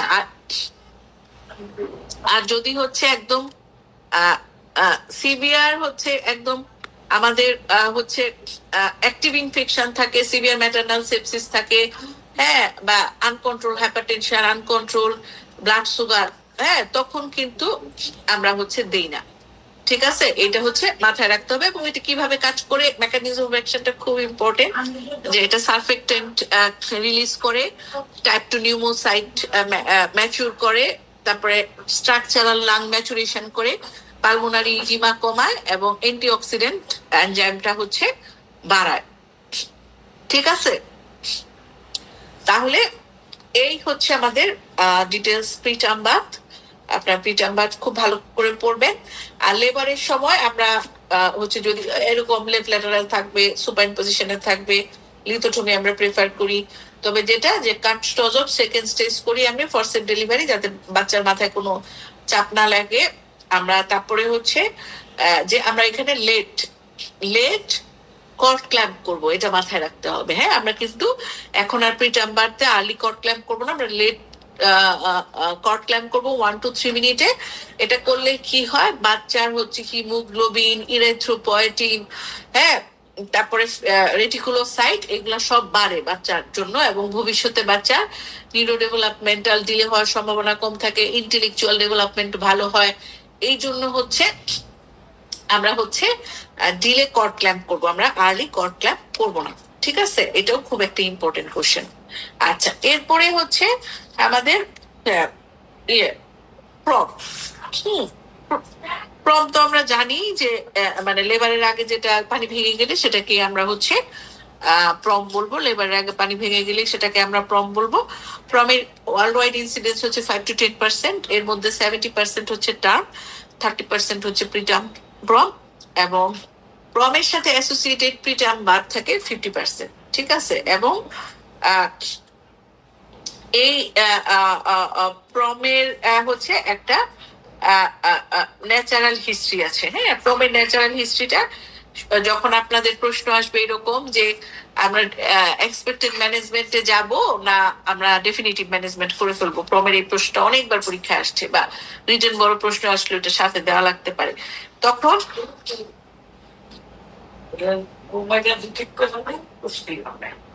আমি কইছি হাসারের মাধ্যমে অনুসরণ।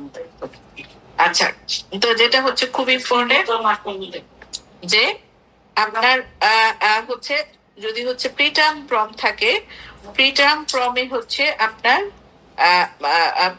প্রিটার্ম প্রমে আপনার 90%, আচ্ছা এটা প্রথমে বলি, প্রিটার্ম প্রমে 24 আওয়ার্স এর মধ্যে 35 to 50% পেশেন্ট লেবারে চলে যায়। প্রিটার্ম প্রমে 24 আওয়ার্স এর মধ্যে 35 to 50% পেশেন্ট লেবারে চলে যায়, 72 আওয়ার্স এর মধ্যে 70% পেশেন্ট লেবারে চলে যায়, এবং 90% উইদিন 2 উইকস এর মধ্যে লেবারে চলে যায়, ঠিক আছে?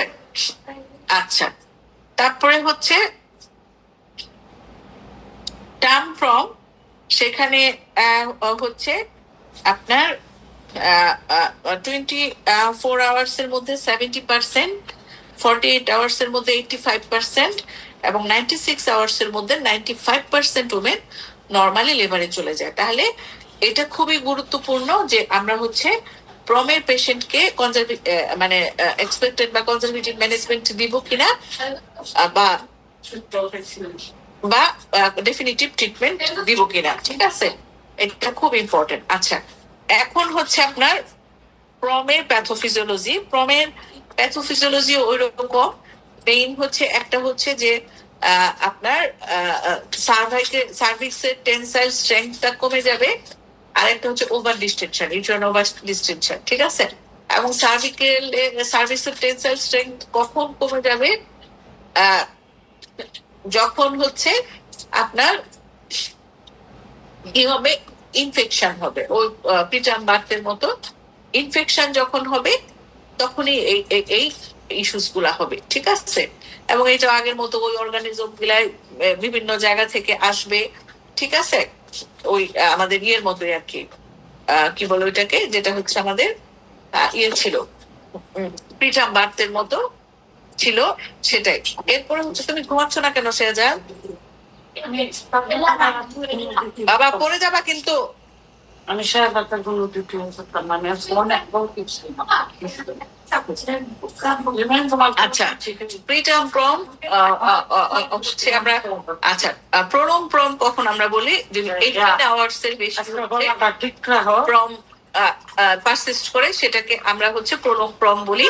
আর ল্যাটেন্সি পিরিয়ড অফ প্রম কাকে বলে?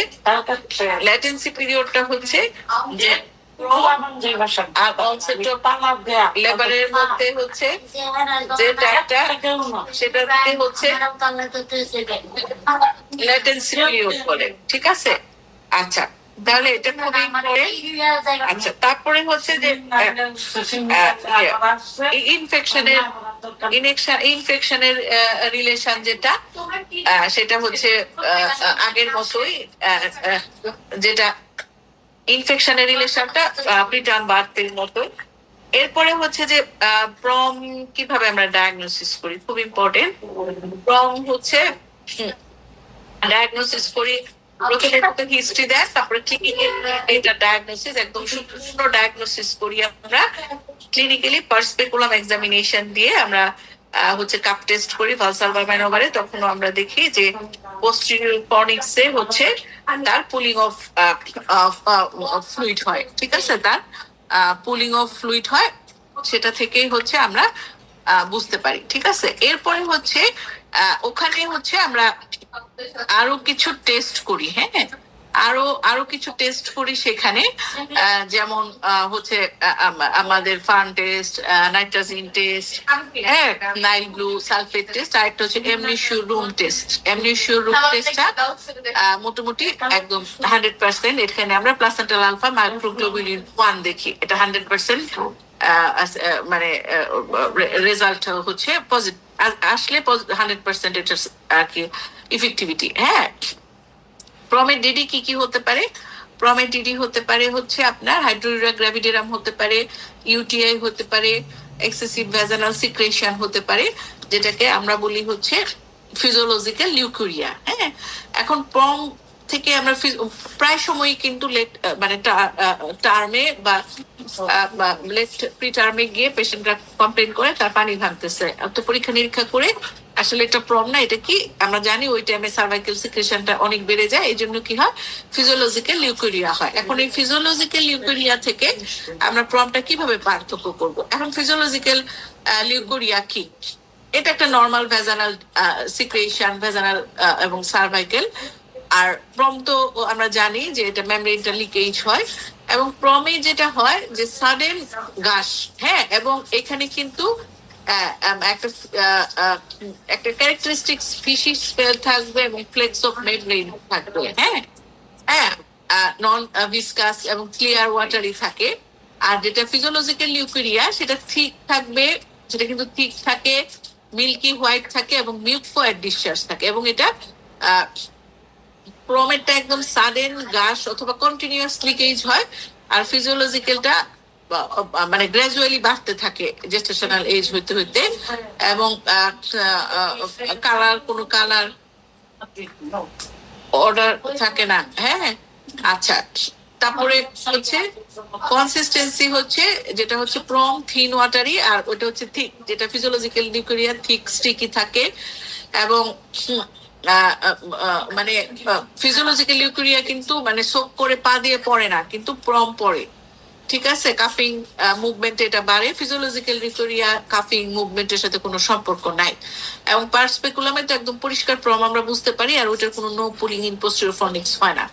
Nitrogen test, fun test, nitrogen টেস্টে কি হয়, গ্রুপ হয়, তারপর ফান টেস্টে আমরা ক্যারেক্টারিস্টিক ফান প্যাটার্ন পাই।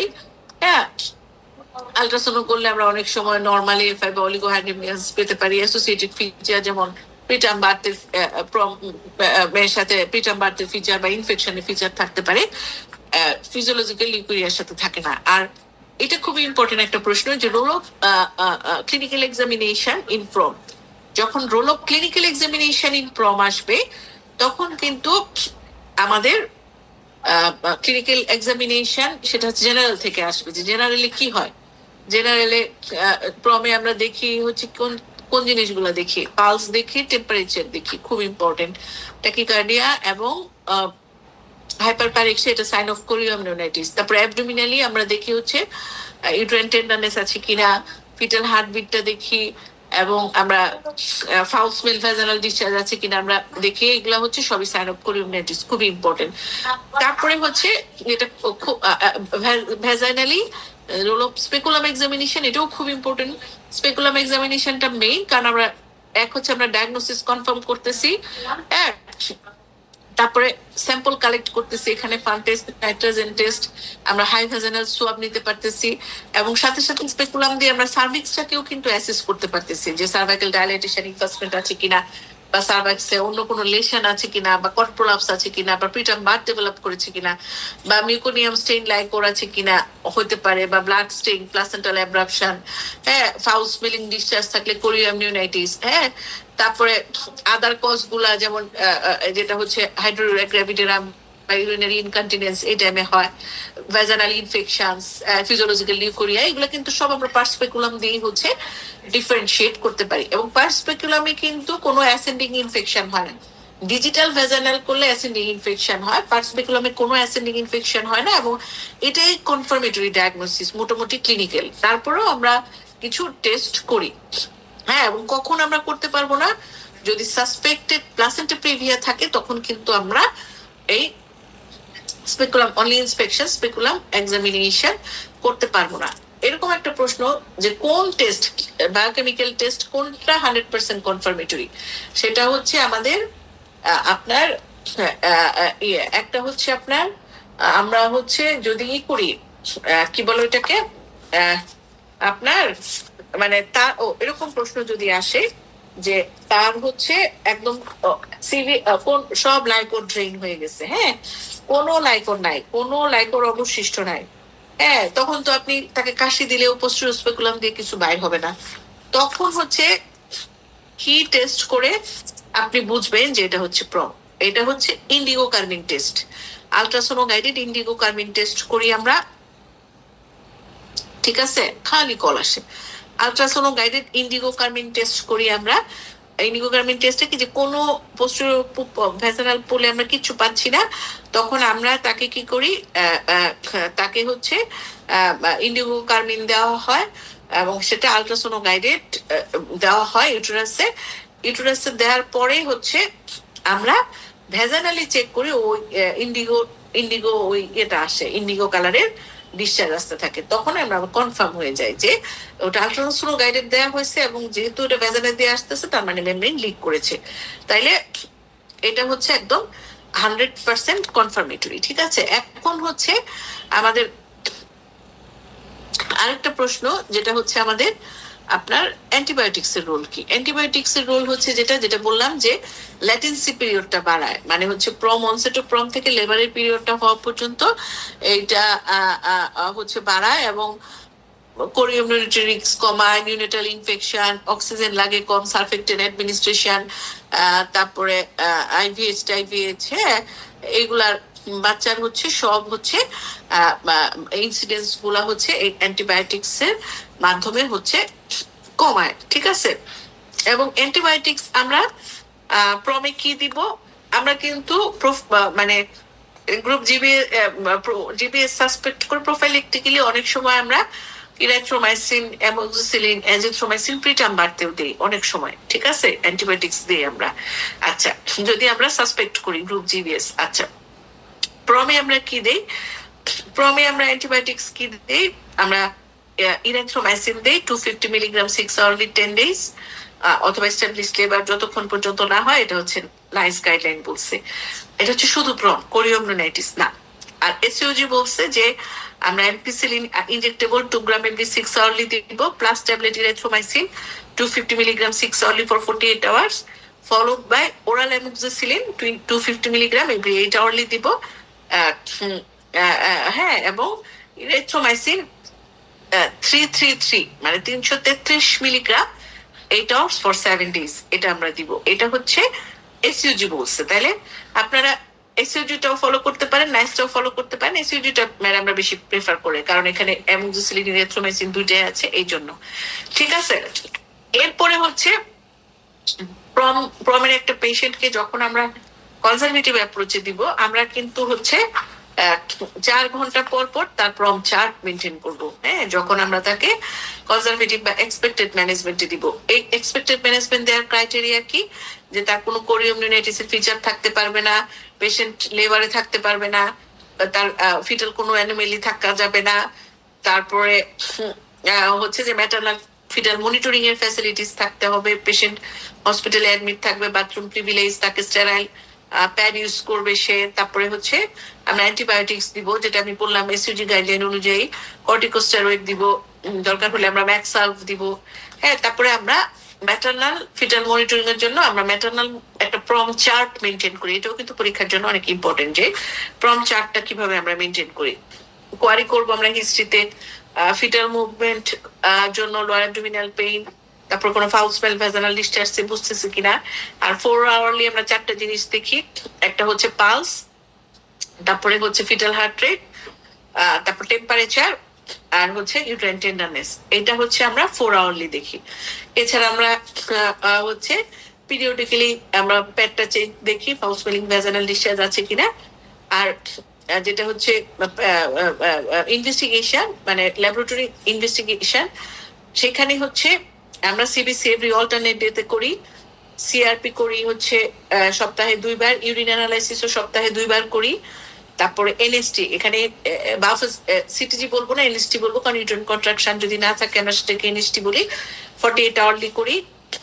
তারপরে হচ্ছে বায়োফিজিক্যাল প্রোফাইল সপ্তাহে 2 বার করি, Doppler growth 2 weekly, growth chart 2 to 3 weekly. এইভাবে হচ্ছে আমরা ম্যানেজমেন্ট করি, ফ্রম চার্টটা মেনটেন করি এবং এক্সপেক্টেড ম্যানেজমেন্ট করি। কখন আমরা অ্যাক্টিভ ম্যানেজমেন্টে চলে যাব? যদি সে লেবারে চলে যায়, ফিটাল ডিস্ট্রেস শুরু হয়, সিভিয়ার অলিগোহাইড্রোমিয়ালস হয়, কোরিওমনোনাইটিস হয়, বা বাচ্চা যদি হচ্ছে মরে যায় তখন। ঠিক আছে, আচ্ছা, কোরিওমনোনাইটিস আমরা কিভাবে ডায়াগনোসিস করবো? এত ফোন আসে। কোরিওমনোনাইটিস কিভাবে আমরা ডায়াগনোসিস করবো? কোরিওমনোনাইটিস হচ্ছে আমরা হিস্ট্রি, এক্সামিনেশন এবং ইনভেস্টিগেশনের মাধ্যমে ডায়াগনোসিস করবো। প্রমের হিস্ট্রি থাকবে, প্রিভিয়াস প্রিটার্ম বার্থ থাকবে, বা তার ফিভার, টিপিক্যাল যে সিনারিওটা দিবে, fever, abdominal pain, foul smell, vaginal discharge এবং লেসফিটাল মুভমেন্ট থাকতে পারে। এবং আমরা যারা ট্যাকিকার্ডিয়া, হাইপারপ্যারেক্সিয়া পাবো, অ্যাবডোমিনাল ইউটেরাস টেন্ডার পাবো, সিফেসুলভানাল হারটা কমে যেতে পারে, লাইকোর ভলিউম ইনাডিকুইট পাবো, বাচ্চার ব্র্যাডিকার্ডিয়া অথবা ট্যাকিকার্ডিয়া পাবো, ভ্যাজানালে ফাউল স্মেল, ভ্যাজানাল ডিসচার্জ পাবো, ভ্যাজানা হট টেন্ডার, ইউটেরাস টেন্ডার পাবো, ভ্যাজানাল ইউ দেখলে সার্ভাইকাল অস মেবি ডাইলেটেড থাকতে পারে।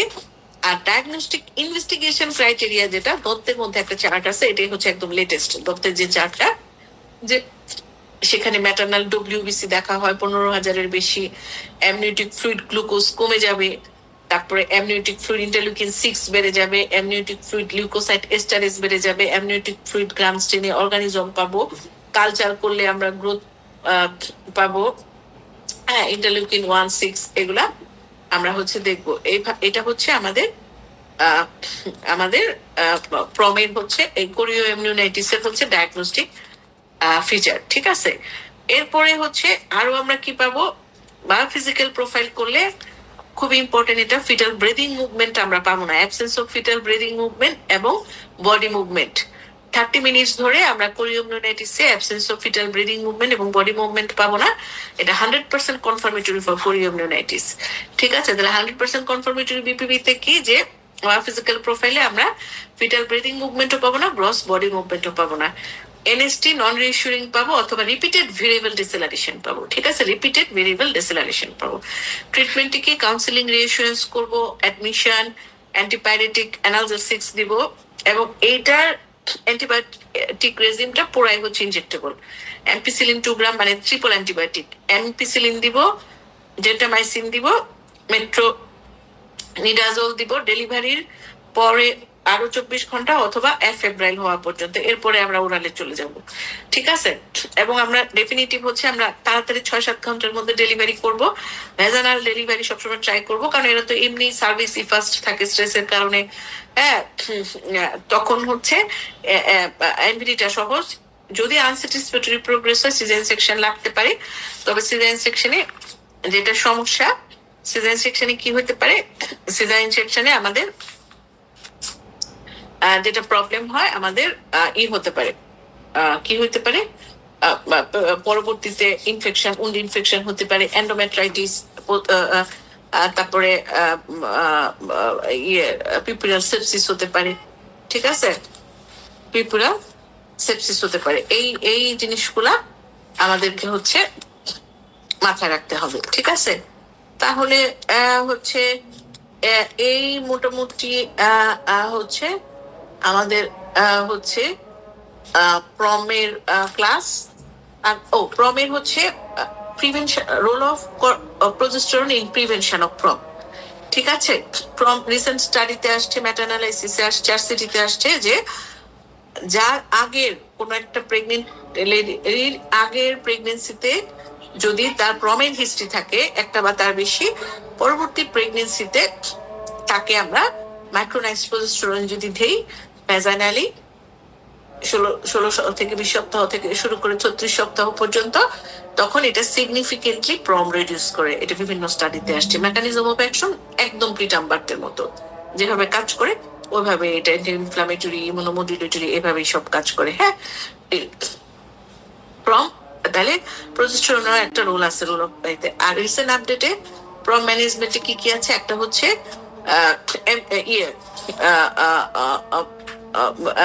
আপনার প্রম ফেন্স, মানে ওখানে একটা দেওয়া, মানে একটা বেড়ার মতো আর কি, প্রম ফেন্স।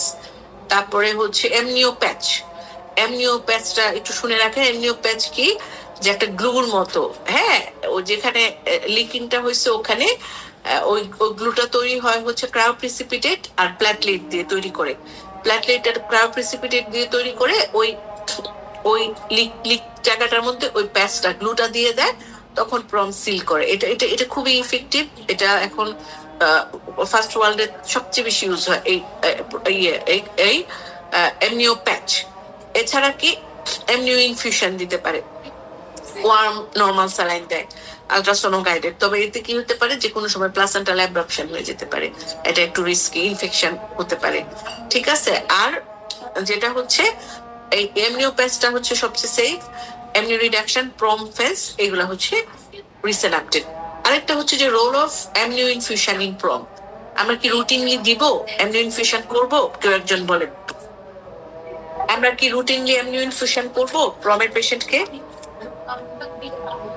না, করব না। কখন করব? আমরা হচ্ছে করব হচ্ছে যদি হচ্ছে একটা হচ্ছে ডায়াগনস্টিক পারপাজে, তার সিভিয়ার অলিগোহাইড্রেনিউস হচ্ছে আমরা আলট্রাসাউন্ড করে দেখতে পাচ্ছি না, হ্যাঁ, ডায়াগনোসিস করতে পারতেছি না, তার লিম্ব ডিফেক্ট হতে পারে, পটার সিনড্রোম হয়, লং স্ট্যান্ডিং প্রম থাকলে যে ফ্ল্যাটেন নোজ, লাং হাইপোপ্লাসিয়া, এগুলো পটার সিনড্রোম হয়, আর বিভিন্ন অ্যাকুটাইজিং এন্টেরোকলাইটিস, বিভিন্ন ধরনের প্রবলেম হয় বাচ্চার। এটাও প্রশ্ন যে প্রমের ফিটার এবং ফিটাস এবং ম্যাটারনাল কমপ্লিকেশনস কি। তাহলে আপনার তখন করি। আরেকটা হচ্ছে যে আমরা একটু থেরাপিউটিক দিতে পারি যদি হচ্ছে আপনার আমাদের ফ্যাসিলিটিস থাকে, মনিটরিং এর ফ্যাসিলিটিস থাকে। ঠিক আছে, আরেকটা হচ্ছে যে আপনার এই তো এই মোটামুটি আর আর তেমন কোনো কিছু নাই। আপনাদের কোনো প্রশ্ন থাকলে করতে পারেন, নাহলে ক্লাস শেষ করে দিব। হ্যাঁ, আর এখানে হচ্ছে আরেকটা হচ্ছে যে এসিকিউ কেয়ার বইয়ের মধ্যে কিছু জিনিস আছে, যদি আপনাদের বইটা থাকে, যেটি রিস্ক ফ্যাক্টর, মডিফায়েবল, নন মডিফায়েবল, প্রিমোডিয়াল, ওটা একটু পড়ে নিয়েন। আর হচ্ছে যে 26 সপ্তাহের আগে কিভাবে ম্যানেজ করবো, 32 সপ্তাহের আগে কতদিন একটা ফলো আপের জিনিস আছে, ওটা একটু ওখান থেকে পড়ে নিন। জাস্ট একবার পড়লে হবে, অত ডিটেলস পড়ার দরকার নেই। এই মানে অনেক সময় একটু কঠিন প্রশ্ন চলে আসলেও এসিকিউ এর প্রম থেকে চলে আসতে পারে, এই জন্য ওটা একটু দেখেন আপনারা। আর বিগত বছরের প্রশ্ন তো রিটার্নের জন্য সব পড়বেন, এটা তো কোনো মাফি নাই। আর যেগুলা বললাম এগুলা। আর হচ্ছে রিসেন্ট আপডেটের আমি ছবিটা দিয়ে দিব। আর হচ্ছে আমাদের শীট পাওয়া যায়, অ্যান্টিনেটাল কর্টিকোস্টেরয়েড আর হচ্ছে প্রজেস্টেরন। হ্যাঁ, progesterone in pregnancy, antenatal corticosteroid. যারা এই ব্যাচে নতুন আসছেন, রিপন ভাইয়ের কাছে শীট আছে, এই দুইটা নিয়ে নেবেন। আর আমি হচ্ছে প্রিটার্ম বার্থের ক্লাসিফিকেশনের একটু নোট আছে, ওটা একটু দিয়ে দিব। আর রিসেন্ট আপডেটের যে কথাগুলো বলেছি ওগুলো আমি দিয়ে দিব। ঠিক আছে, তাইলে আর কারো কোনো প্রশ্ন থাকলে আপনারা করেন, না হলে ক্লাসটা শেষ করে দিব। আপু ওই অ্যামনিও প্যাচের কম্পোজিশন যদি আবার একটু বলতেন। ক্রায়োপ্রিসিপিটেট আর প্ল্যাটলেট। আচ্ছা, আর আপু ওই যে সার্ভাইকাল সাইক্লেজ, ধরেন 14 উইকসে আমি একটা পেশেন্টকে সার্ভাইকাল সাইক্লেজ দিলাম। হ্যাঁ, তো তো ভ্যাজানাল প্রজেস্টেরন তো শুরু করতে বলছে 16 উইকস থেকে। তাহলে ওই পেশেন্টটার প্রজেস্টেরনটা মানে আমরা সার্ক্লেজ দিলে আর প্রজেস্টেরন দেওয়া লাগবে না, রিসেন্ট স্টাডিতে এটা বলতেছি। আর আপু ওই পেশেন্টটাকে আমরা ফলো আপ কিভাবে করব, বা ওই রুটিন অ্যান্টিনেটাল কেয়ার, কিন্তু তাকে বলে দিতে হবে যে আপনি হচ্ছে যদি কখনো প্রম হয়ে যায় বা সিভিয়ার লোবার অ্যাবডোমিনাল পেইন হয়, কন্ট্রাকশন আসে বা শো আসে, সাথে সাথে এসে চলে আসবে, ওটা আমরা কেটে দিব। রুটিন অ্যান্টিনেটাল অবস্ট্রাক্ট লেবারের ডেলিভারিটা বলতে চাইছেন? অবস্ট্রাক্টেড লেবারের হচ্ছে যখন আমরা সিজারিয়ান সেকশন করব, এটা হচ্ছে পুল পুশ। হ্যাঁ, আরেকটা হচ্ছে নিউনেট ফিটাল ডিভাইস, এই তিনটা হচ্ছে মেইন। ফিটাল পিলো পাওয়া যায় এক ধরনের। তো পুল হচ্ছে কি, পুল হচ্ছে যেটা আমরা এতদিন ধরে সেফ বলতেছি যে আমরা হচ্ছে একটু উপরের দিকে, ইউটেরাসের একটু উপরের দিকে মানে ফান্ড আসছে না, লোয়ার সেগমেন্টটা এখানে একদম ফ্ল্যাবি, একদম খুব খারাপ অবস্থা থাকে, একটু উপরের দিকে আমরা ইউ অথবা জে ইনসিশন দিয়ে আমরা পুল করে, বাচ্চাটা উপর থেকে পুল করবে, আমরা হচ্ছে ব্রিজ এক্সট্রাকশন করে ডেলিভারি করব। ঠিক আছে, এটা পুশ হচ্ছে যেটা আগে করতো ট্র্যাডিশনাল, নিচ থেকে একজন মাথায় চাপ দিত, আমরা ধরে ওটা উঠে ডেলিভারি করে দিতাম। এটা হচ্ছে পুশ। প্রথমটা হচ্ছে পুল, যেটা আমরা ব্রিজ এক্সট্রাকশন করতেছি, এটা হচ্ছে পুশ। কোনটা বেশি ভালো বলেন তো? পুল। পুশ ভালো না কেন? হ্যাঁ, পুশে যেটা হয়, ইউটেরাইন ইনসিশন এক্সটেনশন হয়ে যায়, ইউটেরাইন আর্টারি ইনজুরি হয়, অনেক সময় ব্লাডার ইনজুরি হয়, ব্লাডার রাপচার হয়, একদম কোনোভাবেই সেটা হচ্ছে সুচারিং করা যায় না, পরবর্তীতে ইউটেরাইন এনার্শিয়া হয়ে পিপিএইচ হওয়ার সম্ভাবনা থাকে। এই জন্য বা ইন্ট্রাঅপারেটিভে প্রচুর ব্লিডিং হয়, এই জন্য পুশটাকে আমরা এখন ডিনাই করি, পুলটাকে আমরা প্রেফার করি। আর নতুন যেটা আসছে সেটা হচ্ছে যে বিভিন্ন ধরনের ফিটাল ডিভাইস, এর মধ্যে একটা হচ্ছে একটা ফিটাল পিলো। ফিটাল পিলোটা এরকম ভেজানাতে সেট করে এটা আস্তে আস্তে বেলুনের মতো ফুলা দেয়, ওইটা ফুলতে ফুলতে বাচ্চাটাকে এমনিতেই উপর উঠা দেয়। হ্যাঁ, এমনিতে উপর উঠা দিয়ে পরে হচ্ছে ফরসেপস ডেলিভারি করে, মানে এটাকে নিচ থেকে পুশ করতে হয় না, এটা ওই ফিটাল পিলো দিয়ে হচ্ছে পিলোটা যখন ফুলায় বড় হতে থাকে, ওই চাপে বাচ্চার মাথাটা উপরের দিকে উঠতে থাকে, পরে ফরসেপস দিয়ে ডেলিভারি করে। ঠিক আছে, তাহলে এই কয়েকটা, অথবা এমনিতেও আপনি ফরসেপস ডেলিভারি করতে পারেন। ঠিক আছে, এই কয়েকটাই হচ্ছে আমাদের অবস্ট্রাক্টেড লেবার, মানে ইমপ্যাক্টেড ফিটাল হেড ডেলিভারি। এটা একটা আসতে পারে সেকেন্ড স্টেজ অফ সেকেন্ড স্টেজে ইমপ্যাক্টেড ফিটাল হেডে আপনি কিভাবে ডেলিভারি করবেন, প্রসিডিউরও আসতে পারে, রিটেনও আসতে পারে, আইইউতে আসতে পারে। আর একটা হচ্ছে অবস্ট্রাক্টেড লেবারে আপনি কিভাবে ফিটাল হেড ডেলিভারি করবেন, দুইটা প্রশ্নই আসতে পারে। ঠিক আছে, আচ্ছা।